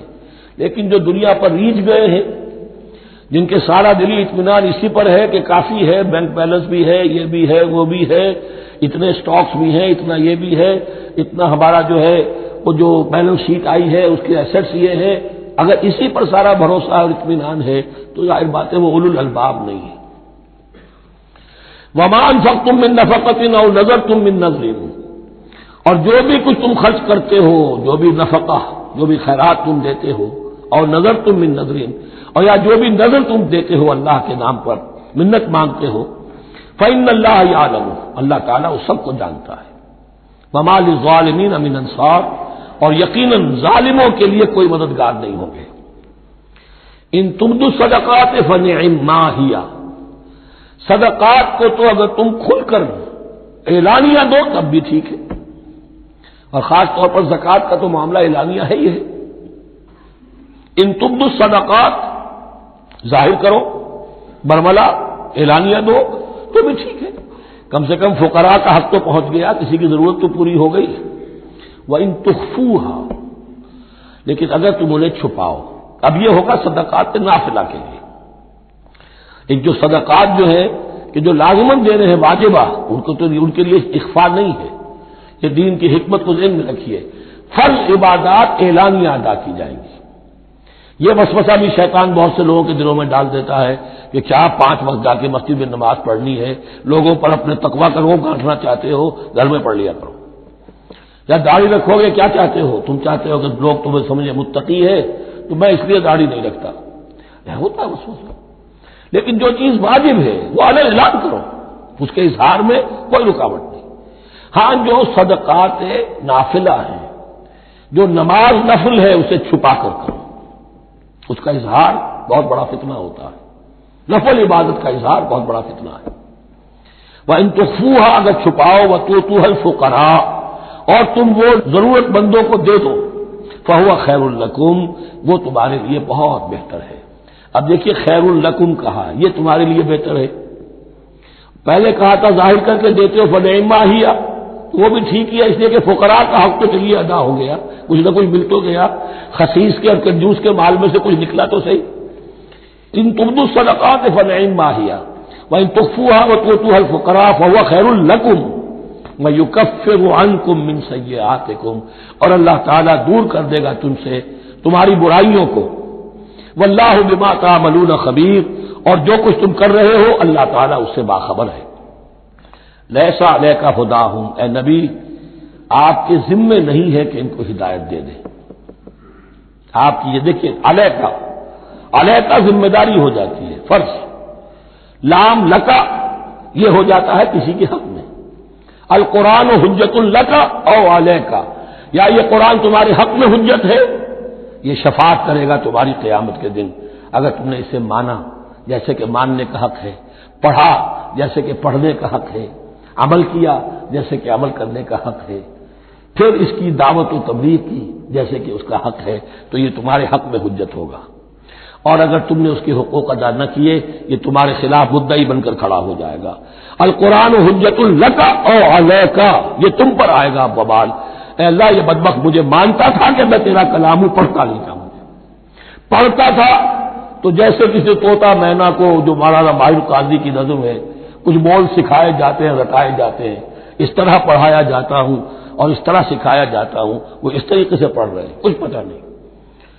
1-2 روپے کا اخبار لائیں گے تو سمجھ کر پڑھیں گے، اللہ کی کتاب کو سمجھ کے پڑھنے کی ضرورت نہیں، پڑھا تو عمل نہیں کیا بدبخت نے۔ ما آمن بالقرآن من استحل محارمہ، تو لام اور علی کا یہ استعمال ذہن میں رکھیے۔ لیسا علیہ کا ہدا ہوں، آپ پہ ذمہ داری نہیں ہے ان کی ہدایت کی، آپ پر ذمہ داری تبلیغ۔ ہم نے بھیجا ہے آپ کو انا ارسلناک بالحق بشیرا ونذیرا ولا تسأل عن اصحاب الجحیم، یہ آیت ہم پڑھ چکے ہیں پہلے حصے میں۔ ولکن اللہ یہدی من یشاء، وہ تو اللہ تعالیٰ ہدایت دیتا ہے جس کو چاہتا ہے۔ وما تنفقوا من خیر فلانفسکم، اور جو بھی خیر، جو بھی بھلائی، جو بھی مال تم خرچ کرو گے وہ تمہارے اپنے لیے بہتر ہے، تمہیں اجر و ثواب ملے گا، تمہیں کو مل جائے گا 700 گنا 1400 گنا۔ وما تنفقون الا ابتغاء وجه اللہ، یہاں یہ فعل مضارع آیا ہے نفی نہیں کے مفہوم میں۔ لا تنفقون ما تنفقون یعنی تم نہیں خرچ کرو گے مگر اللہ کی رضا کے لیے، تب اجر ملے گا۔ اگر ریاکارانہ خرچ کیا تھا تو کوئی اجر کا کیا سوال، وہ تو شرک بن جائے گا۔ وما تنفقون الا ابتغاء وجه اللہ وما تنفقوا من خیر یوفى الیکم وانتم لا تظلمون، اور جو بھی خیر تم خرچ کرو گے، خیر میں سے جو بھی دولت خرچ کرو گے، یوفى الیکم پورا تمہیں لوٹا دیا جائے گا، وانتم لا تظلمون، اور تم پر کوئی ظلم نہیں ہوگا، تمہاری کوئی حق تلفی نہیں ہوگی۔ اب آیا ہے آخری ٹیپ کا بند، انفاق فی سبیل اللہ کا سب سے بڑھ کر حقدار کون ہے؟ للفقراء الذین احصروا فی سبیل اللہ، وہ ضرورت مند کہ جو گھر کر رہ گئے اللہ کی راہ میں، جیسے اصحاب صفہ تھے بیٹھے ہوئے ہیں، کوئی کام نہیں کر رہے، حضور سے علم سیکھ رہے ہیں، اور جہاں جہاں سے دعوت آ رہی ہے کہ حضور بھیجیے ہمارے ہاں کوئی مبلغین، وہاں سے ان کو بھیجا جا رہا ہے۔ اب وہ معاش کی جد و جہد کرتے تو یہ تعلیم کیسے حاصل کرتے؟ یا اسی طرح دین کی کوئی خدمت ہے، کوئی آپ نے تحریک اٹھائی ہے، اب اس میں آپ کو کچھ نہ کچھ کارکن تو چاہیے، ان کارکنوں کی بھی تو آخر معاش کا ہے درجہ۔ اگر وہ سارا 8 گھنٹے دفتروں میں کھائیں اور وہاں ڈانٹے بھی سنیں افسروں کی، اور پھر 2 گھنٹے جانا 2 گھنٹے آنا، اب وہ کون سا وقت نکالیں گے دین کے کام کا؟ کیا کریں گے؟ کہاں سے وقت آ جائے گا؟ کچھ لوگ تو ہونے چاہیے جو ہمہ وقت لگ جائیں، لیکن ہمہ وقت تو لگ گئے، لیکن پیٹ تو ان کے بھی ہے، اولاد تو ان کے بھی ہوگی۔ للفقراء الذین احصروا فی سبیل اللہ، جو گھیرے میں آ گئے ہیں اللہ تعالی کی راہ کی جد و جہد میں، جہاد فی سبیل اللہ کی سعی میں وہ اس طریقے سے مصروف ہو گئے ہیں، لا یستطیعون ضربا فی الارض، اب وہ زمین میں گھوم پھر کر تجارت کرنے کی ان کے اندر ان کے پاس وقت ہی نہیں ہے، نہیں چل پھر سکتے زمین میں اپنی معاش کے لیے۔ یحسبهم الجاہل اغنیاء من التعفف، اب یہ اس طرح کے فقیر تو ہیں نہیں جو لپٹ کر مانگتے ہوں، انہیں عام طور پر جو ناواقف شخص ہے وہ سمجھتا غنی ہے، اس سے کوئی ضرورت ہی نہیں، اس نے کبھی مانگا ہی نہیں، لیکن اس نے مانگا اس لیے نہیں ہے کہ وہ اس طرح کا سائل نہیں ہے، اس طرح کا وہ سوالی نہیں ہے، وہ فقیر نہیں ہے، وہ تو اللہ کے دین کے لیے اپنے آپ کو اس نے لگا دیا ہے۔ یہ تمہارا کام ہے کہ دیکھو، یحسبهم الجاہل اغنیاء من التعفف، وہ جو مانگنے سے رک رہے ہیں اپنی عزت نفس کی حفاظت کی خاطر، اس کی وجہ سے ناواقف آدمی سمجھتے ہیں کہ تو غنی ہے، اسے کوئی ضرورت نہیں ہے۔ تعرفهم بسیماہم، تم پہچان لوگے انہیں ان کے چہروں سے۔ ظاہر بات ہے کہ فقر کا احتیاج کا اثر چہرے پر تو آ جاتا ہے، اگر آپ کو نیوٹریشن صحیح نہیں مل رہی ہے تو ظاہر بات ہے چہرے پر اس کا اثر ہوگا۔ تعرفهم بسیماہم لا يسألون الناس الحافا، وہ لپٹ کر لوگوں سے سوال نہیں کرتے، مانگتے نہیں ہیں، وہ ان سائلوں کی طرح نہیں ہے جو اصل میں اپنی محنت وصول کرتے ہیں، کھڑے ہو کر آپ کے سر ہو کر آپ سے کچھ نہ کچھ نکلوا لیتے ہیں زبردستی، اس طریقے سے تو وہ نہیں مانگیں گے۔ یہ بات اہم مسئلہ ہے، اقامت دین کی جد و جہد میں جو لوگ ہم وقت لگ جائیں، آخر ان کے لیے کیا ذریعہ ہو۔ میں یہاں تفصیل میں نہیں جا سکتا، وقت بھی اس چنگ کا ختم ہو رہا ہے، لیکن یہ سمجھ لیجئے کہ یہ دو رکوع جو ہیں انفاق کا پورا مضمون، اس کا کلائمیکس جو ہے وہ یہ آیت ہے، للفقراء الذین احصروا فی سبیل اللہ لا یستطیعون ضربا فی الارض یحسبهم الجاہل اغنیاء من التعفف تعرفهم بسیماہم لا یسألون الناس الحافا وما تنفقوا من خیر فإن اللہ بہ علیم، اور جو بھی تم دولت مال خرچ کرو گے تو اللہ تعالیٰ اس کے علم میں ہوگا، یہ نہ سمجھنا کہ اللہ کے علم میں نہیں ہے۔ خاموشی کے ساتھ، اخفاء کے ساتھ ایسے لوگوں کے ساتھ تعاون کرو گے تو اللہ تعالیٰ جو ہے تمہیں اس کا پورا بھرپور بدلہ دے گا۔ الذین ينفقون اموالهم باللیل والنہار سرا وعلانیۃ فلہم اجرہم عند ربہم ولا خوف علیہم ولا هم یحزنون۔ الذین یأکلون الربا لا یقومون الا کما یقوم الذی یتخبطہ الشیطان من المس ذلك بأنهم قالوا إنما البيع مثل الربا وأحل الله البيع وحرم الربا فمن جاءه موعظة من ربه فانتهى فله ما سلف وأمره إلى الله ومن عاد فأولئك أصحاب النار هم فيها خالدون صدق الله العظيم۔ رب اشرح لي صدري ويسر لي أمري واحلل عقدة من لساني يفقهوا قولي۔ ابھی سورہ مبارکہ کا وہ رکوع ہم پڑھ رہے ہیں کہ جو آج کے حالات میں اہم ترین ہے، اس لیے کہ اس دور میں اللہ کے خلاف بغاوت کی سب سے بڑی شکل تو ہے غیر اللہ کی حاکمیت کا تصور، سب سے بڑا شرک یہ ہے۔ نفسیاتی اعتبار سے سب سے بڑا شرک مادے پر توکل، بتوں سے تجھ کو امید خدا سے نومیدی، مجھے بتا تو صحیح اور کافری کیا ہے، لیکن یہ نفسیاتی اور داخلی بات ہے۔ خارجی اور واقعاتی دنیا میں سب سے بڑا شرک اس وقت وہ غیر اللہ کی حاکمیت، جو اب عوامی شکل اختیار کر گئی، عوامی حاکمیت۔ اور اس کے بعد اس وقت کے گناہوں میں، بدعملی میں سب سے بڑا فساد جو ہے وہ سود کی بنیاد پر ہے، سب سے بڑا فتنہ، سب سے بڑا فساد دنیا میں جو اس وقت سب سے بڑی شیطنت ہے، جو یہودیوں کے ذریعے سے پورے گلوب کو اپنی گرفت میں لینے کے لیے بےتاب ہے، وہ یہی ہے جو سود کا حد کرنا ہے، اس کی حرمت۔ یہاں ایک سوال میرے ذہن میں کبھی کبھی پیدا ہوتا تھا کہ یہ جو پہلی آیت ہے اس کا تعلق تو انفاق فی سبیل اللہ کے ساتھ ہے، اسے پچھلے رکوع کے ساتھ شامل ہونا چاہیے تھا، لیکن بعد میں یہ حقیقت مجھ پر منکشف ہوئی کہ بڑی حکمت کے ساتھ اس آیت کو اس رکوع کے ساتھ شامل کیا گیا ہے، وہ حکمت میں بعد میں بیان کروں گا۔ الذین ينفقون اموالهم باللیل والنہار، وہ لوگ کہ جو اپنا مال خرچ کرتے رہتے ہیں رات کو بھی دن میں بھی، سرًا وعلانیۃ، خفیہ طور پر بھی اعلانیہ بھی، صدقات واجبہ اعلانیہ، صدقات نافلہ خفیہ، انفاق فی سبیل اللہ خفیہ۔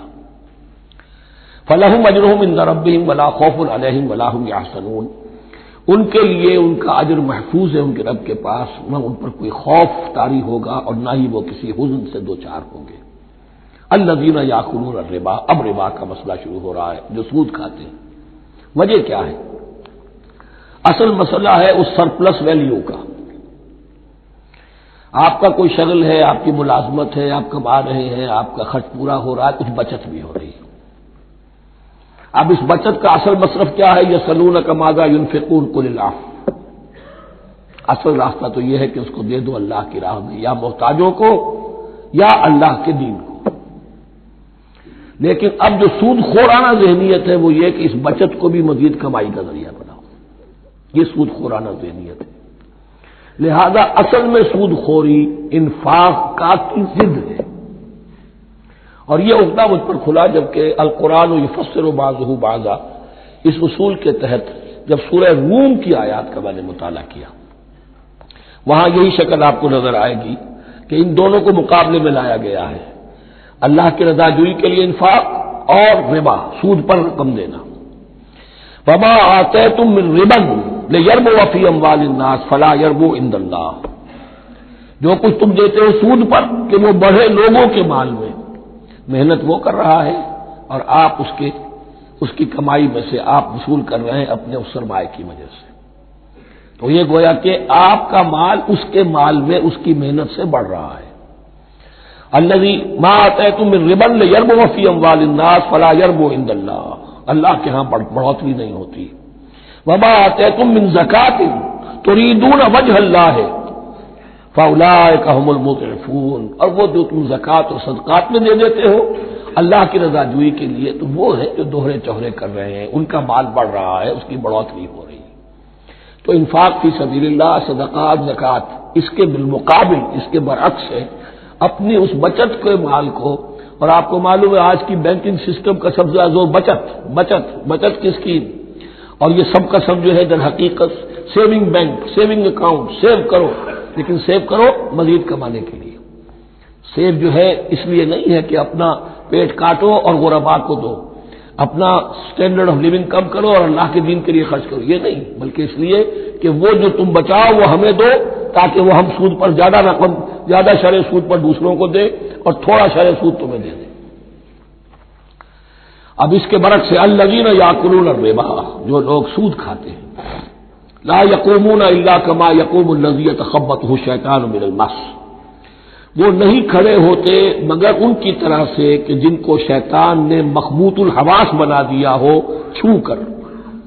یہاں عام طور پر یہ سمجھا گیا کہ یہ قیامت کے دن کا نقشہ ہے، یہ قیامت کے دن کا نقشہ تو ہوگا ہی، اس دنیا میں بھی سود خوروں کا حال یہی ہے، اور اگر ان کا نقشہ دیکھنا ہو تو کسی سٹاک ایکسچینج کو جا کے دیکھ لیجیے، معلوم ہوگا دیوانے ہیں، پاگل ہیں، چیخ رہے ہیں، دوڑ رہے ہیں، بھاگ رہے ہیں، وہ انسان نہیں نظر آتے اس وقت جو بھی کچھ ہو رہا ہوتا سٹاک ایکسچینج کے اندر، مخبوط الحواس انسان جو ہے وہ ہو جاتا ہے، یہ سود خوری کی وجہ سے۔ الذین یاکلون الربا لا یقومون الا کما یقوم الذی یتخبطہ الشیطان من المس ذلک بانہم قالوا انما البیع مثل الربا، اور ان کے سب سے بڑھ کر مخبوط الحواس ہونے کا مظہر یہ ہے، یہ اس لیے کہ وہ کہتے ہیں کہ بیع بھی تو ربا کی طرح ہے، بیع بھی تو سود ہے، میں نے 100 روپے کا مال خریدا 110 میں بیچ دیا، 10 بچ گئے، یہ ربا ہے، ربا جائز ہے۔ 100 روپے کسی کو دیے اور 110 لیے، یہ سود ہو گیا، بھائی کیوں ہو گیا؟ 100 روپے کی شے دے دی، یہ 100 روپیہ دے دیا، کیا فرق پڑا؟ 10 لاکھ کا مکان بنایا، 4000 کے قرضے کے بہانہ کرائے پر دے دیا، جائز ہو گیا۔ 10 لاکھ کسی کو دیا اور اس سے 4000 روپیہ مہینہ دینا شروع کیا، یہ سود ہو گیا، حرام ہو گیا۔ عقلی طور پر یہ باتیں ہیں کہ جو سود کے حامیوں کی طرف سے کہی جاتی ہیں۔ انما البیع مثل الربا، بیع میں بھی جو نفع ہوتا ہے، ربح اور ربا، یہ میں اس وقت بیان کر چکا ہوں سورہ بقرہ کے دوسرے رکوع کے ضمن میں۔ تو یہ جان لیجئے کہ اس ظاہری سی مناسبت کی وجہ سے ان کا مخبوط الحواس لوگ جو ہیں وہ اس دونوں کے اندر کوئی فرق محسوس نہیں کرتے۔ یہاں اللہ تعالیٰ نے ان کے قول کا عقلی جواب نہیں دیا، بلکہ جواب کیا دیا؟ احل اللہ البیع وحرم الربا، اللہ نے بیع کو حلال قرار دیا ہے اور ربا کو حرام قرار دیا ہے۔ اب تم بات یہ کرو اللہ کو مانتے ہو یا نہیں، رسول کو مانتے ہو یا نہیں، قرآن کو مانتے ہو کہ نہیں، یا اپنی عقل کو مانتے ہو؟ اگر تم مسلمان ہو، اگر تم مومن ہو تو اللہ کا حکم جو وہ فرمائے، نہ صرف اللہ کا، جو رسول کا ہے،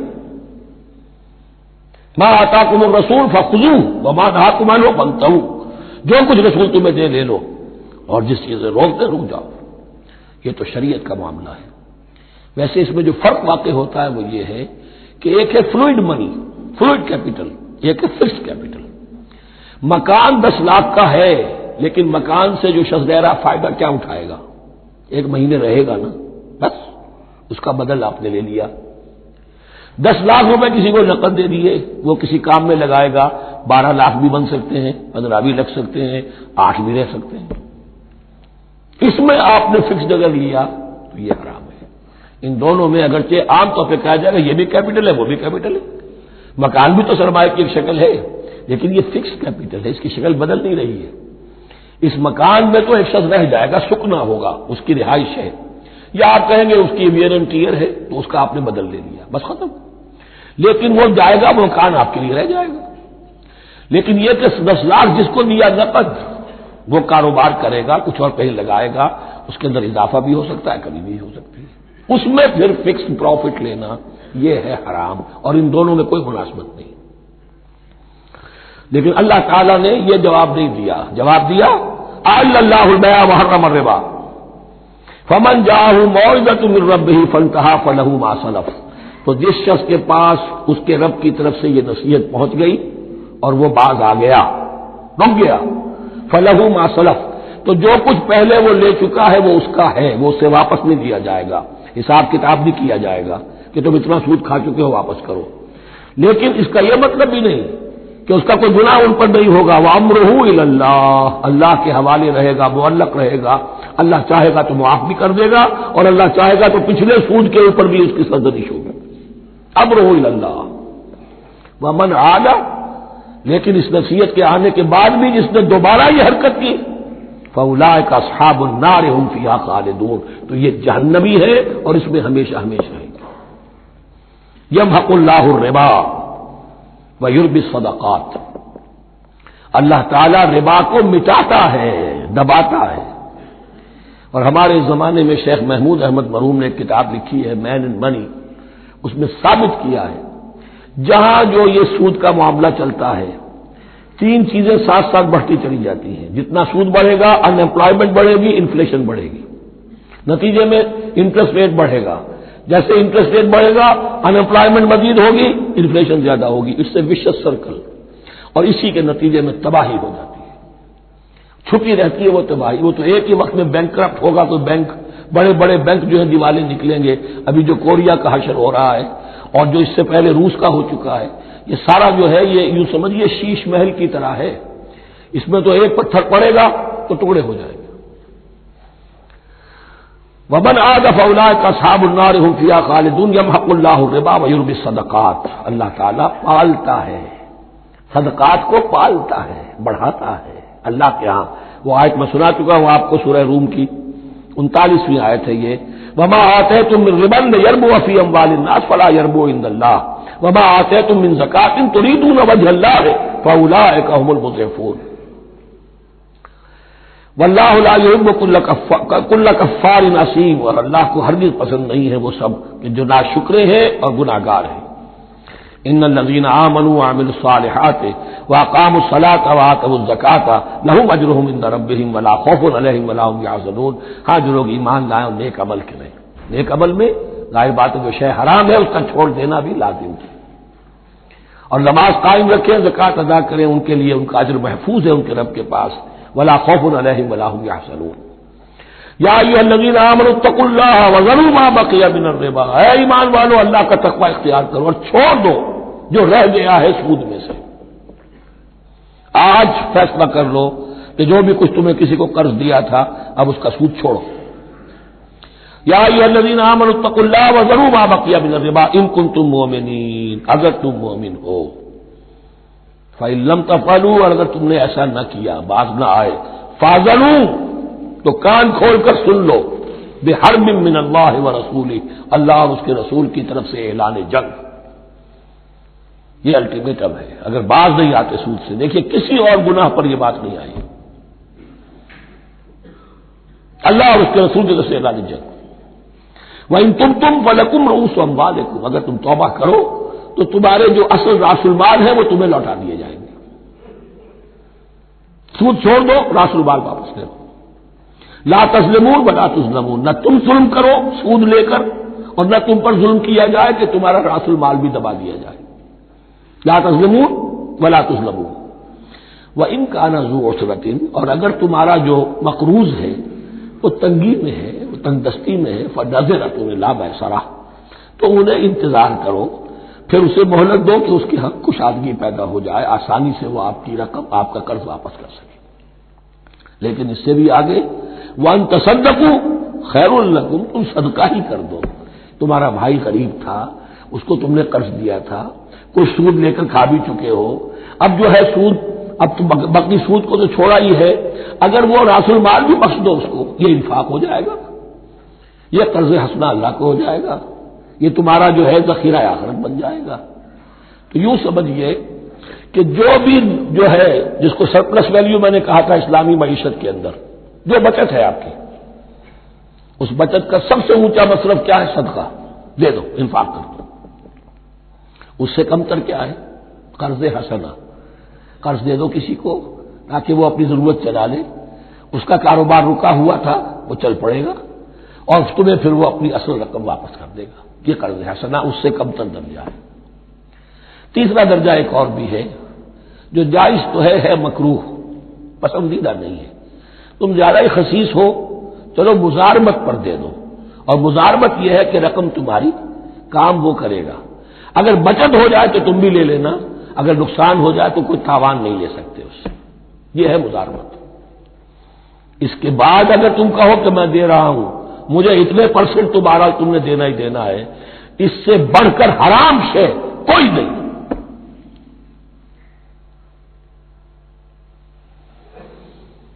وَإِن كَانَ ذُو عُسْرَةٍ فَنَظِرَةٌ إِلَىٰ مَيْسَرَةٍ، تو اگر وہ ہے مقروض تمہارا وہ تنگی میں ہے پھر انتظار کرو، اسے مہلت دو اس کی کشائش تک.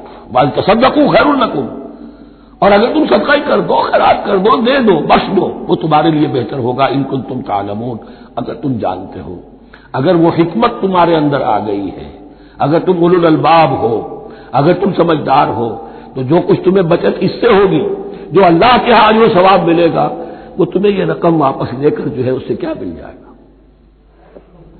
وَاتَّقُوا يَوْمًا تُرْجَعُونَ فِيهِ إِلَى اللَّهِ، یہ آیت آخری آیت ہے قرآن کی نزول کے اعتبار سے. آیت ڈرو اس دن سے، تو دیکھیے وہی آیت یاد کیجیے. وَاتَّقُوا يَوْمًا لَا تَجْزِي نَفْسٌ عَن نَفْسٍ شَيْئًا وَلَا يُقْبَلُ مِنْهَا شَفَاعَةٌ وَلَا يُؤْخَذُ مِنْهَا عَدْلٌ وَلَا هُمْ يُنصَرُونَ. وَاتَّقُوا يَوْمًا لَا تَجْزِي نَفْسٌ عَن نَفْسٍ شَيْئًا وَلَا يُقْبَلُ مِنْهَا عَدْلٌ وَلَا تَنفَعُهَا شَفَاعَةٌ وَلَا هُمْ يُنصَرُونَ. وَاتَّقُوا يَوْمًا تُرْجَعُونَ فِيهِ إِلَى اللَّهِ، ڈرو اس دن سے جس دن کے لوٹا دیے جاؤ گے تم اللہ کی طرف. ثُمَّ تُوَفَّىٰ كُلُّ نَفْسٍ مَّا كَسَبَتْ، پھر ہر جان کو پورا پورا دے دیا جائے گا جو کمائی اس نے کی ہوگی. وَهُمْ لَا يُظْلَمُونَ، اور ان پر کوئی ظلم نہیں ہوگا.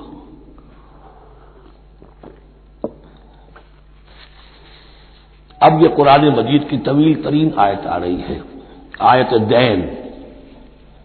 کوئی قرض کا معاملہ ہے، کوئی قرض کا معاملہ ہے کہ آپ نے کسی کو قرض دیا، یا کوئی کاروباری معاملہ ہے، اشتراک ہے اس میں کہ جو بھی ہوگا بعد میں نتائج نکلیں گے. ان سب کے بارے میں حکم ہے کہ لکھ لیا کرو. ہم کیا کرتے ہیں قرض دیتے ہوئے، اب دوست ہے، بھائی ہے، عزیز ہے، کیا لکھوانا، اس سے کیا کہے گا، اعتماد نہیں. کاروبار شروع ہو گیا، زبانی باتیں کر لی، اس کے بعد رو رہے ہیں، چیخ رہے ہیں، چلا رہے ہیں. جو حدیث میں آتا ہے کہ اللہ تعالیٰ 3 قسم کے لوگوں کی فریاد سنتا ہی نہیں. ایک وہ جو قرض دیتے ہوئے یا کوئی معاملہ کرتے ہوئے لکھواتا تو ہے نہیں اور بعد میں روتا. ایک وہ کہ جو اپنی بیوی کے ہاتھوں تنگ بھی ہے اور شکوہ بھی کرتا ہے، شکایت بھی کرتا ہے، فریاد بھی کرتا ہے، طلاق نہیں دیتا. اللہ نے راستہ کھولا ہوا تمہارے لیے، تو اللہ ویسے لوگوں کی فریاد نہیں سنتا. تیسرا مجھے یاد نہیں.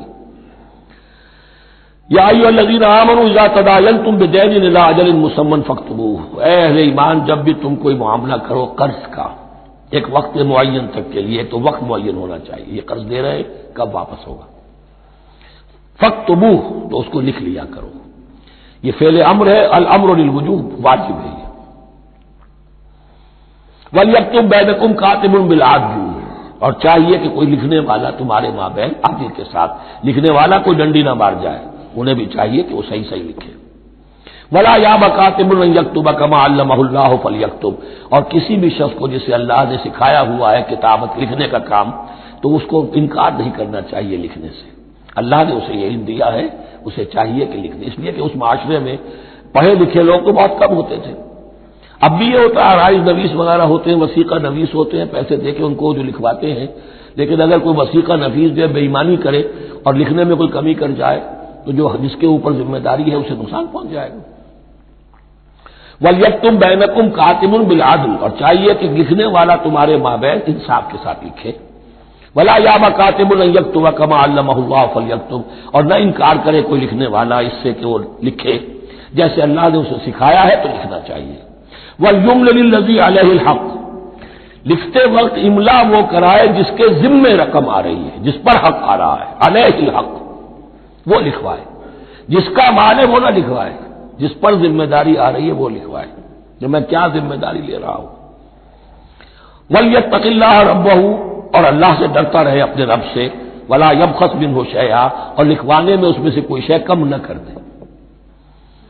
فَإِنْ كَانَ الَّذِي عَلَيْهِ الْحَقُّ سَفِيهًا، اب اگر وہ جو مقروض ہے، جو قرض لے رہا ہے، جس کے ذمے کوئی ذمہ داری آ رہی ہے، وہ ناسمجھ ہے یا بوڑھا ہے، ضعیف ہے، اور لا يستطيع ان يمل، یا اس کے اندر یہ اتنی صلاحیت نہیں ہے کہ املا کرا سکے، یہاں املا کے معنی میں ہے، ہوا فَلْيُمْلِلْ وَلِيُّهُ بِالْعَدْلِ، تو اگر وہ نہیں املا کرا سکتا تو اس کا کوئی ولی ہو، اس کا کوئی وکیل ہو، اس کا کوئی اٹارنی ہو، وہ اس کی طرف سے اس کو لکھوائے۔ وَاسْتَشْهِدُوا شَهِدَيْنِ مِن رِجَالِكُمْ، یہ ایک آیت چل رہی ہے ابھی، پورے رکوع کے اوپر ایک آیت پھیلی ہوئی ہے، سوائے آخر میں تھوڑا سا ایسا دوسری آیت آئے گی۔ وَاسْتَشْهِدُوا شَهِدَيْنِ مِن رِجَالِكُمْ، اور گواہ بنا لیا کرو دو اپنے مردوں میں سے، فَإِن لَّمْ يَكُونَا رَجُلَيْنِ، اور اگر دو مرد دستیاب نہ ہو، فَرَجُلٌ وَامْرَأَتَانِ، تو ایک مرد اور دو عورتیں، ممن ترضون من الشہداء، اور وہ بھی دونوں کے نزدیک مقبول ہوں شہداء، کہ ہاں دونوں کو اعتماد ہے ان پر۔ اب یہ جو سوال آ گیا کہ ایک مرد کی جگہ دو عورتیں، دو مرد یا پھر ایک مرد کا ہونا تو لازم ہو گیا، محض عورت کی گواہی نہیں چلے گی، لیکن اس کا آیا مسئلہ تھا ہر قسم کے معاملے کا ہے یا قرض اور مالی معاملات میں وثیقہ نویسی کا، یہ ایک علیحدہ مسئلہ ہے، یہ تو باتیں پھر فقہا کے ہاں تفصیل سے ملتی ہیں، لیکن یہ مسئلہ موجود ہے کہ دو مرد، اور اگر دو مرد دستیاب نہ ہو تو ایک مرد اور دو عورتیں، تو سوال تو پیدا ہو گیا کہ کیا عورت کی گواہی عادی ہے؟ ان تضل احداہما فتذکر احداہما الاخری، مبادا ان میں سے کوئی ایک بھول جائے تو یاد کرا دے دوسری۔ عقلی سوال پیدا ہو گیا، کیا مرد نہیں بھول سکتا؟ کیا جواب ہے اس کا؟ جواب یہ ہے کہ واقعتاً اللہ تعالی نے عورت کے اندر نسیان کا مادہ زیادہ رکھا ہے۔ الا یعلم من خلق وهو اللطیف الخبیر، کیا وہی نہ جانے گا جس نے پیدا کیا ہے؟ اس نے پیدا کیا ہے، وہ جانتا ہے۔ نسیان کا مادہ کیوں زیادہ رکھا یہ بھی سمجھ لیجیے، عقلی بات ہے، منطقی بات ہے۔ She has to play the role of number 2، اسے مرد کے تابع رہنا ہے، جو نمبر 2 ہوتا ہے اس کے اوپر اس کے کبھی احساسات کے اوپر، کبھی جذبات کے اوپر کوئی نہ کوئی کوفت، کوئی قدورت آتی ہے، اور اس میں اللہ تعالیٰ نے ان کا سیفٹی والو رکھا ہوا بھول جانا، اگر بھولنا نہ ہو، یاد بازی عذاب ہے یا رب چھین لے مجھ سے حافظہ میرا، یہ نسیان جو ہے یہ بھی ایک بہت بڑی نعمت ہے، ورنہ تو کوئی صدمہ دل سے اترے ہی نا، کوئی غصہ کبھی ختم ہوئی نا، تو بھولنے کا معاملہ یہ سیفٹی ویلو اللہ نے عورت میں زیادہ رکھا ہے، اس لیے کہ اسے مرد کے تابع ہو کر رہنا ہے، اور جب تابع ہو کر رہنا ہے تو اسے زیادہ اس کے احساسات پہ، جذبات پر زیادہ مواقع آئیں گے کہ اس کو کچھ دک پہنچے، اس کے لیے یہ سیفٹی ویل کے نسیان ہے، یہ زیادہ رکھ دیا گیا ہے۔ ان تدل احداہما فتذکر احداہما الاخری. اب یہ کہ اگر یہ بات سمجھ میں نہ آتی تب بھی اللہ کا حکم ہے ماننا ہے. اگر فکس کیپٹل اور فلوئڈ کیپٹل کا فرق سمجھ میں نہیں آتا تب بھی بیع حلال ہے ربا حرام ہے. اللہ اللہ خیر اللہ احل اللہ البیع وحرم الربا. لیکن اگر حکمت سمجھ میں آ جائے تو نور علی نور. ولا یاب الشہداء اذا ما دعوا. اور نہ انکار کریں گواہ جب کہ ان کو بلایا جائے. اب گواہی کے لیے بلایا جائے تو گواہ نہیں آ رہے, نخرہ کر رہے, نہیں, ان کو آنا چاہیے. ومن اسلم ممن کتم شہادۃ من اللہ ہے, جو اللہ کی کوئی گواہی جو ہے اگر چھپائی ہے تو بہت بڑا ظلم ہے. ولا تسأموا, اور اس سے تھکو مت, کسل مت کرو, سستی مت کرو, ان تکتموہ ہو کہ تم لکھو اسے صغیرا اور کبیرا, چاہے چھوٹا معاملہ ہو چاہے بڑا ہو, الی اجل ہی, وقت معین کے لیے. اتنا قرض دے رہا ہوں, اتنے وقت میں آپ نے مجھے لوٹانا ہے. اس کے بعد آپ بڑھا سکتے ہیں, آپ دیکھ سکتے ہیں, اسے مزید مہلت دے سکتے ہیں. ایسے ہی حالات ہیں تو آپ معاف بھی کر سکتے ہیں. لیکن یہ کہ جب لکھنا ہے, حکم دیا جا رہا ہے, تو اس میں اجل معین ہو, الی اجل ہی. اور اس میں چھوٹے بڑے کی تفریق نہ کرو, چاہے چھوٹا مسئلہ بڑا لکھ لو. ذالکم اقسط عند اللہ, یہ اللہ کے نزدیک بھی زیادہ مبنی بر انصاف ہے. واقوم للشہادہ, اور گواہی کے لیے زیادہ قوی ہوگا اور زیادہ درست ہوگا. لکھی ہوئی شے ہوگی تو اب معاملہ جو ہے بہت واضح رہے گا, ورنہ زبانی یادداشت کے اندر کہیں کہیں جو ہے تعبیر ہی میں فرق ہو جاتا. وعدنا اللہ ترتابوا, اور یہ اس کے بہت قریب ہے کہ تم بھولو گے نہیں. الا ان تکون تجارۃ حاضرۃ تدیرونھا, الا یہ کہ کوئی لین دین ہو, تجارت ہو جو حاضر ہوتی ہے دست بدست. آپ نے سودا دیا, اس نے پیسے دے دیے, اب کیش بھی وہ دے دیجئے کہ آپ دینا چاہیں تو, ورنہ یہ شریعت میں لازم نہیں ہے. اگر ایسا دست بدست کا معاملہ ہے تو پھر یہ ہے کہ وہ تو ہو گیا ایکسچینج, وہ مال جو ہے دکاندار نے مال دیا, آپ نے پیسے دے دیے, اس کے لکھنے کی ضرورت نہیں ہے. الا ان تکون تجارۃ حاضرۃ تدیرونھا بینکم, تو اگر وہ تجارت ہو کہ نقد تمہاری چلتی ہے, آپس میں لین دین ہو رہا ہے, فلیس علیکم جناح الا تکتبوھا, تو کوئی حرج نہیں ہے تم پر کہ اسے نہ لکھو. واشهدوا اذا تبایعتم, اور گواہ بنا لیا کرو جب کوئی مستقبل کا سودا کرو. یہ بیع سلم جو ہوتی ہے یہ مستقبل کا سودا ہے, قرض کا سودا ہے. بیع سلم بھی ایک طرح کا قرض ہے. آج آپ طے کرتے ہیں کسی شخص سے, کسی کاشتکار سے, زمیندار سے کہ اگلا موسم جو آئے گا فصل کا, گیہوں کی فصل کا, تو اتنے روپے من کے حساب سے 500 من گندم میں آپ سے لوں گا. یہ بیع سلم کہلاتی ہے, اور اس میں لازم ہے کہ پوری قیمت ابھی ادا کر دیں. لیکن اس میں بھی کہ اس وقت آپ کو اتنی گندم دینی ہے, اس کو لکھوا لو اور اس پر 2 گواہ بنا لو. واشهدوا اذا تبایعتم ولا یضار کاتب ولا شہید, اور نہ نقصان پہنچایا جائے کسی لکھنے والے کو یا گواہ کو, اور نہ نقصان پہنچائے کوئی لکھنے والا یا گواہ. یہ یضار دونوں کے لیے آ جائے گا, یہ معروف بھی ہے اور مجور بھی ہے. نہ ضرر پہنچایا جائے اور نہ ضرر پہنچائے, نہ کوئی کاتب اور نہ کوئی شہید گواہ. وَإِن تَفْعَلُوا, اگر تم ایسا کرو گے, نقصان پہنچاؤ گے, فَإِنَّهُ فُسُوقٌ بِكُمْ, تو یہ تمہارے لیے بہت بڑے گناہ کی بات ہوگی. وَاتَّقُوا اللَّهَ, اللہ سے ڈرو. وَيُعَلِّمُكُمُ اللَّهُ, اللہ تمہیں تعلیم دے رہا ہے. وَاللَّهُ بِكُلِّ شَيْءٍ عَلِيمٌ, اللہ ہر چیز کا علم رکھنے والا ہے. یہ ایک آیت ہوئی ہے. آخری پارے کی میرا غالب 4 5 6 صورتیں جمع کر لے تو جا کر ہی ایک آیت کا حجم برابر ہوگا. جو میں نے کہا تھا کہ آیات کی تعیین توقیفی ہے, یہ ہمارے حساب کتاب سے, گرامر سے, منطق سے, علم بیان سے کوئی تعلق نہیں اس کا. وَإِن كُنتُمْ عَلَىٰ سَفَرٍ, اور اگر تم سفر پر ہو, وَلَمْ تَجِدُوا كَاتِبًا, اب وہاں کو لین دین کا معاملہ ہو گیا, قرض کا ہو گیا, کاتب کوئی ہے نہیں. فَرِحَانٌ مَقْبُوضَةٌ, تو کوئی گروی شے رکھ لو قبضے میں. فلاں شے آپ کے قبضے میں رہے گی, آپ اتنے پیسے مجھے دے دیجئے, میں جب یہ واپس کر دوں گا اپنی چیزیں آپ, میری چیز مجھے لوٹا دیجیے. یہ رہن ہے مقبوضہ. لیکن رہن سے کوئی فائدہ اٹھانے کی اجازت نہیں, وہ سود ہو جائے گا. اگر مکان رہن میں رکھا گیا ہے, قبضہ تو ہوگا اس کا, لیکن یہ کہ وہ اس کا کرایہ نہیں دے سکتا, کرایہ مالک کو جائے گا, اس سے کوئی استفادہ نہیں کر سکتا اس مال سے. رہان المقبوضہ. فإن أمن بعضكم بعضا, پھر اگر کوئی شخص اب اطمینان کرتا ہے اور اعتبار کرتا ہے تم میں سے بعض کسی بات کا، فَلْيُؤَدِّ الَّذِي اؤْتُمِنَ أَمَانَتَهُ، تو اب چاہیے اس شخص کو کہ جس کے اوپر یہ امانت آئی ہے، اگرچہ اس کے پاس رہن دینے کو کچھ نہیں تھا، یا یہ کہ دوسرے بھائی نے اس پر اعتماد کیا اور اس کی وجہ سے کوئی شے رہن نہیں لی، تو اب اس سے کوئی غلط فائدہ نہ اٹھائے، وہ گویا کہ اس کے پاس جو اس نے قرض لیا امانت ہے، اس کے پاس وہ امین بنایا گیا ہے۔ فَلْيُؤَدِّ الَّذِي اؤْتُمِنَ أَمَانَتَهُ، کہ اپنی امانت واپس لوٹائے، وَلْيَتَّقِ اللَّهَ رَبَّهُ، اور ڈرے اللہ سے جو اس کا رب ہے، وَلَا تَكْتُمُوا الشَّهَادَةَ، اور دیکھو گواہی کو چھپایا نہ کرو، وَمَن يَكْتُمْهَا فَإِنَّهُ آثِمٌ قَلْبُهُ، اور جو کوئی گواہی کو چھپائے گا تو اس کا دل گناہ میں مبتلا ہو جائے گا، دل داغدار ہو گیا تو رہ کیا گیا۔ وَاللَّهُ بِمَا تَعْمَلُونَ عَلِيمٌ، اور جو کچھ تم کر رہے ہو اللہ اسے جانتا ہے۔ اللہ کے فضل و کرم سے آخری رکوع پر ہم پہنچ گئے، اور یہ بڑا ایک یوں سمجھیے 3 آیتوں پر مشتمل رکوع ہے، جیسے کہ وہ رکوع جو ہم نے پڑھا تھا جس میں آیت الکرسی 4 آیتیں ہیں وہ، اور یوں کہا جا سکتا ہے کہ یہ 2 رکوع ایک دوسرے کے بالکل بالمقابل ہیں اپنی عظمت میں اور مقام میں۔ آیت الکرسی کی جگہ یہاں ایک دعا کی آیت ہے، جامع ترین دعا جو آئے گی آخری آیت میں، للہ ما فی السماوات و ما فی الارض۔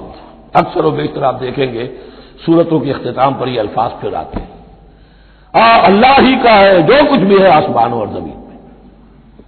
وَإِن تُبْدُوا مَا فِي أَنفُسِكُمْ أَوْ تُخْفُوهُ، اور جو کچھ تمہارے دلوں میں ہے خواہ تم اسے ظاہر کرو خواہ چھپاؤ، یحاسبکم بہ اللہ، اللہ تم سے محاسبہ کر لے گا، تمہاری نیتیں اس کے علم میں ہیں۔ ان اللہ لا ينظر الى صورکم ولا الى اموالکم ولکن ينظر الى قلوبکم واعمالکم، اللہ تمہاری صورتوں کو نہیں دیکھتا، تمہارے مال و دولت کو نہیں دیکھتا، تمہارے دل کو دیکھتا ہے، تمہارے اعمال کو دیکھتا ہے۔ تو دل میں جو کچھ ہے خواہ کتنا ہی چھپا لو، اللہ کے محاسبے سے نہیں بچو گے۔ فَيَغْفِرُ لِمَن يَشَاءُ وَيُعَذِّبُ مَن يَشَاءُ، پھر وہ بخش دے گا جس کو چاہے گا اور عذاب دے گا جس کو چاہے گا۔ اختیار مطلق اللہ کے ہاتھ میں ہے۔ ہمارے ہاں اہل سنت کا عقیدہ یہی ہے، اللہ پر لازم نہیں ہے کہ وہ نیکوکار کو اس کا جزا ضرور دے اور بدکار کو اس کی سزا ضرور دے، اللہ کرے گا ایسا، یہ دوسری بات ہے، لیکن اللہ کی شان اس سے بہت اعلیٰ اور عرفہ ہے کہ اس پر کسی شے کو لازم قرار دیا جائے، اس کا اختیار مطلق ہے، مطلق۔ یفعل اللہ ما یرید، یفعل اللہ ما یشاء۔ اہل تشیع کا کہنا یہ ہے کہ اللہ پر عدل واجب ہے، اہل سنت کہتے ہیں اللہ عدل کرے گا، جزا و سزا میں عدل ہوگا، یہ ہم مانتے ہیں، واقعہ ہے، لیکن ہم یہ نہیں کہتے کہ اللہ پر عدل واجب ہے، اللہ پر کوئی شے واجب نہیں، بلکہ اللہ نے تو کتب علی نفسہ رحمہ، اپنے اوپر واجب کیا ہے رحمت کو۔ وجوب کا لفظ جو آتا ہے اللہ پر تو وہ تو رحمت کا ہے، کتب علی نفسہ رحمہ، اللہ نے اپنی ذات کے اوپر واجب کر لیا رحمت کو۔ واللہ علی کل شیء قدیر، اور اللہ ہر چیز کی قدرت رکھتا ہے۔ آمن الرسول بما انزل الیہ من ربہ والمؤمنون، ایمان لائے رسول صلی اللہ علیہ وسلم اس چیز پر کہ جو نازل کی گئی ان کی جانب ان کے رب کی طرف سے۔ غور طلب بات ہے، یہ بڑا باریک نکتہ ہے۔ نبی پر جب وحی آئی ہے کیسے پہچان لیا کہ یہ بدروح نہیں ہے، یہ جبرائیل ہے؟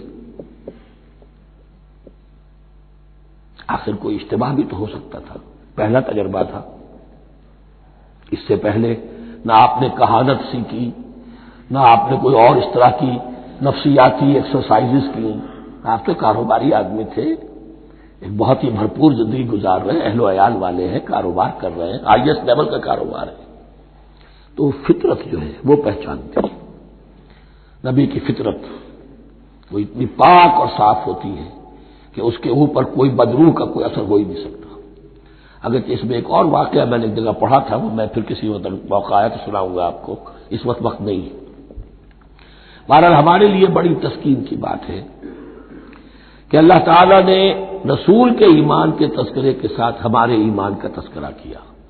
آمن الرسول بما انزل الیہ من ربہ والمؤمنون، ایمان لائے رسول صلی اللہ علیہ وسلم اس چیز پر جو نازل کی گئی ان کی جانب ان کے رب کی طرف سے، اور ایمان لائے صاحب ایمان۔ اللہم ربنا اجعلنا منہم، اللہم ربنا اجعلنا منہم۔ کلنا آمن باللہ وملائکتہ وکتبہ ورسلہ، یہ دوسرا مقام ہے سورہ بقرہ کے اندر جس میں ایمان کے جو اجزاء ہیں ان کو گنا گیا ہے۔ کچھ یاد ہے آیت البر، لیس البر ان تولوا وجوہکم قبل المشرق والمغرب ولکن البر من آمن باللہ والیوم الآخر والملائکۃ والکتاب والنبیین۔ یہاں بھی اسی طرح ہے، کلنا آمن باللہ وملائکتہ وکتبہ ورسلہ لا نفرق بین احد من رسلہ۔ اور یہ تیسری مرتبہ بات آ گئی ہے کہ رسولوں کے درمیان کوئی تفریق نہیں کی جائے گی۔ کہاں؟ پہلے تو آیا تھا 16ویں رکوع میں، لا نفرق بین احد منہم ونحن له مسلمون، اور اس سے بھی پہلے آیا تھا والذین یؤمنون بما انزل الیک وما انزل من قبلک، وہ لوگ جو ایمان رکھتے ہیں اس پر بھی جو ہے نبی آپ پر نازل کیا گیا اور اس پر بھی جو آپ سے پہلے نازل کیا گیا۔ لا نفرق بین احد من رسلہ، ہم اس کے رسولوں میں سے کسی کے مابین کوئی تفریق نہیں کرتے۔ تفضیل اسی صورت میں ثابت ہے، تلک الرسل فضلنا بعضهم علی بعض منهم من کلم اللہ ورفع بعضهم درجات وقالوا سمعنا واطعنا، وہی بات کہ جو کہی گئی تھی جب ان سے کہا گیا تھا واسمعوا، کیا کہا تھا انہوں نے؟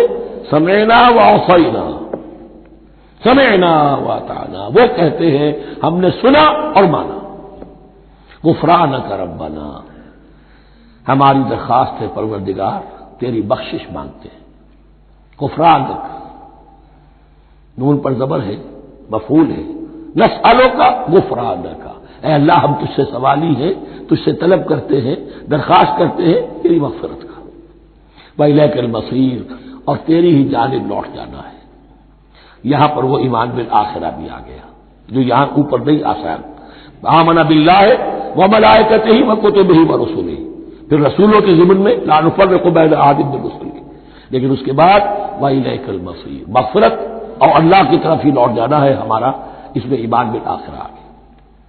اب آخری آیت، لا یکلف اللہ نفسا الا وسعها، اللہ تعالی نہیں ذمہ دار ٹھہرائے گا کسی جان کو مگر اس کی وسعت کے مطابق۔ یہ بہت بڑے فضل و کرم والی آیت ہے، جیسے میں نے کہا تھا میگنا کارٹا جو ہے انسانی حقوق کا، کہ اجیب دعوت الداع اذا دعان، جہاں بھی مجھے کوئی پکارے، جب پکارے میں اس کی پکار سنتا ہوں، قبول کرتا ہوں۔ ہاں فلیؤمنوا بی فلیستجیبوا لی، انہیں بھی چاہیے کہ میرا کہنا مانے۔ دو طرفہ بات چلے گی، یک طرفہ نہیں۔ میری مانو، اپنی منواؤ، تم دعائیں کرو گے ہم قبول کریں گے، تم ہماری بات نہیں مانتے پھر تمہاری دعا تمہارے منہ پر دے ماری جائے گی۔ کرتے رہو قنوت نازلہ 40 دن کے 80 دن پڑھتے رہو، ڈھاکہ تو بیٹھ ہی جائے گا، بیٹھ گئے۔ یہودیوں سے شکست تو ہو ہی جائے گی، ہو گئی۔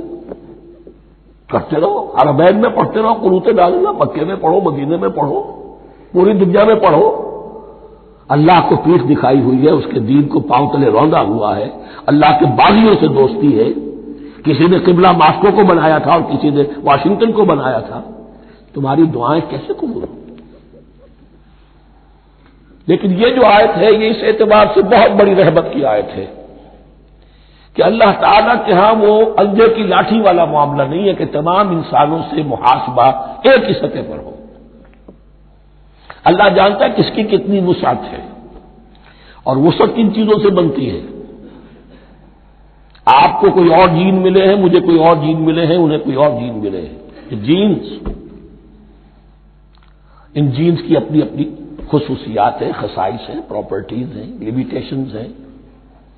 آپ کو کوئی اور ماحول ملا، اسے کوئی اور ماحول ملا، اسے کوئی اور ماحول ملا، تو hereditary factors multiplied by environmental factors, ان دونوں سے ایک شخصیت کا ہیولہ بنتا ہے انسان کا، جس کو پاٹن کہتے ہیں ہمارے مستری لوگ۔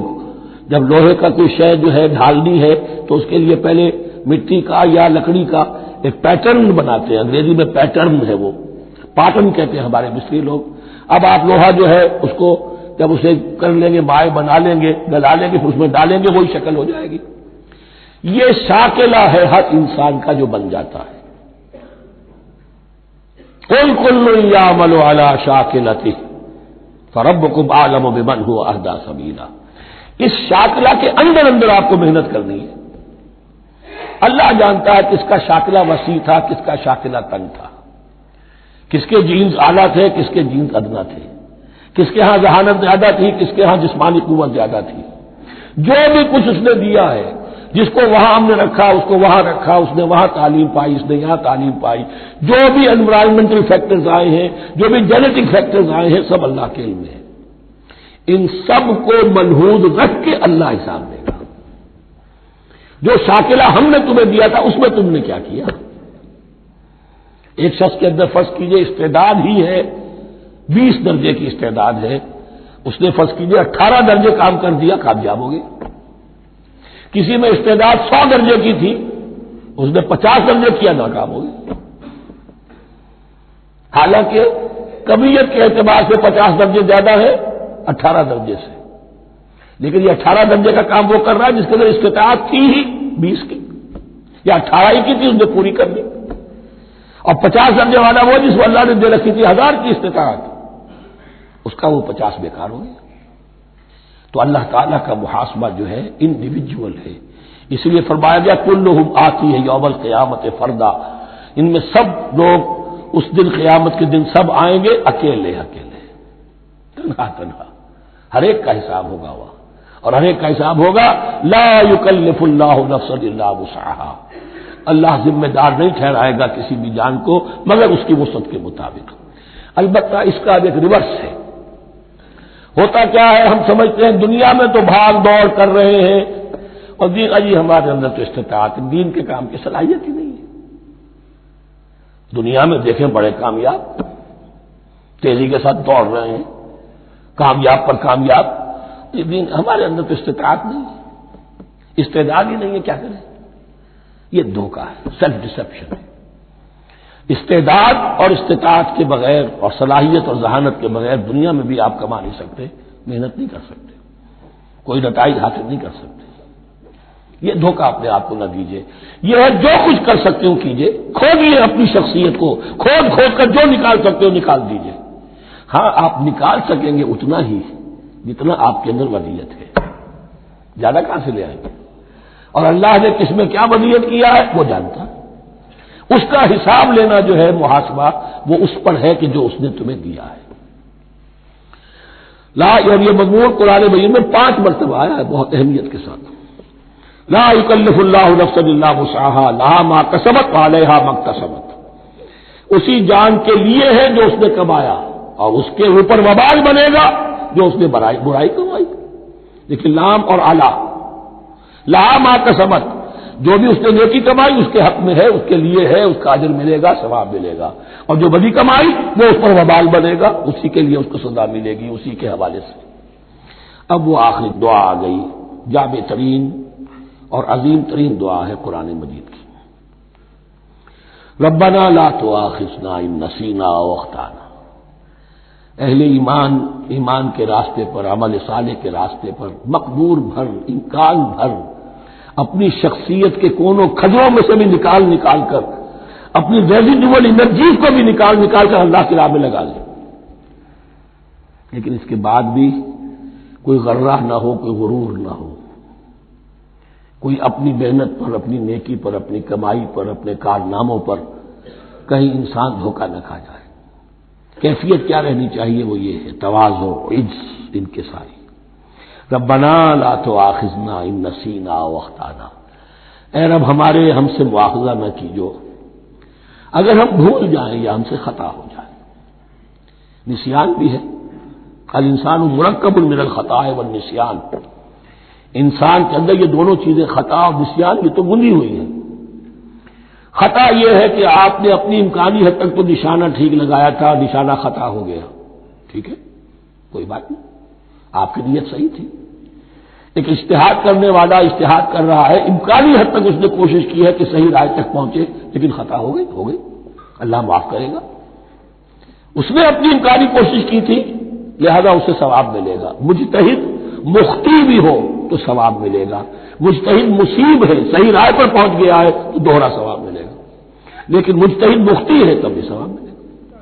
تو بھول چوک پر، یہ بھول چوک خطا جو ہے، چوک صحیح ہے بالکل لفظ اس کے لیے، چوک جانا، نشانہ چوک گیا۔ تو اے پروردگار، جو بھی ہم سے سرزد ہو جائے، غلطی ہو جائے، بھول کی وجہ سے یا خطا کی وجہ سے، اس پر معاوضہ نہ کیجیے۔ ربنا ولا تحمل علینا اصرا کما حملتہ علی الذین من قبلنا، اور اے رب ہمارے، ہم پر وہ بوجھ نہ ڈالیو جس سے ہم لے کر چل نہ سکیں۔ دیکھیے ایک حمل ہوتا ہے جس سے حمال کا لفظ بنا ہے، جس کو لے کر انسان چلتا ہے۔ حمال اس بوری کو یا بوجھ کو اٹھا کر چل رہا ہے۔ جو آپ کی طاقت میں ہے اور جس سے لے کر آپ چل سکیں وہ ہے حمل، اور جو ہو آپ کو بٹھا دے، اسر اس کو کہتے ہیں۔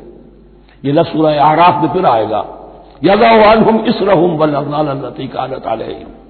حضور کی شان یہ بھی تھی کہ انہوں نے لوگوں کے بوجھ جو ان کی طاقت سے بڑھ کر تھے ان کے کندھوں سے اتار دیے۔ ربنا ولا تحمل علینا اصرا کما حملتہ علی الذین من قبلنا، اے اللہ تو نے بڑے بڑے بھاری بوجھ ہم سے پہلے لوگوں پر ڈالے۔ شریعت بھی پہلے بھاری تھی، بہت سے معاملات ہم نے دیکھ لیے، روزہ ہمارے لیے کتنا آسان کر دیا گیا، رات کو نکال دیا روزے سے، کہہ دیا خاص طور پہ کھاؤ پیو ضرور، سحری ضرور کرو، تسحروا فإن فی السحور برکہ، کتنی آسانی ہے۔ رات میں تعلق زن و شو کی اجازت ہے، وہاں ان کے روزے میں چپ بھی تھا، چپ بھی رہو، نہ کھاؤ نہ پیو، نہ تعلق زن و شو، نہ گفتگو، تو آسانی کی ہے۔ ان کے ہاں یوم سبت کا حکم تھا اتنا سخت، کوئی کام نہیں کرو گے۔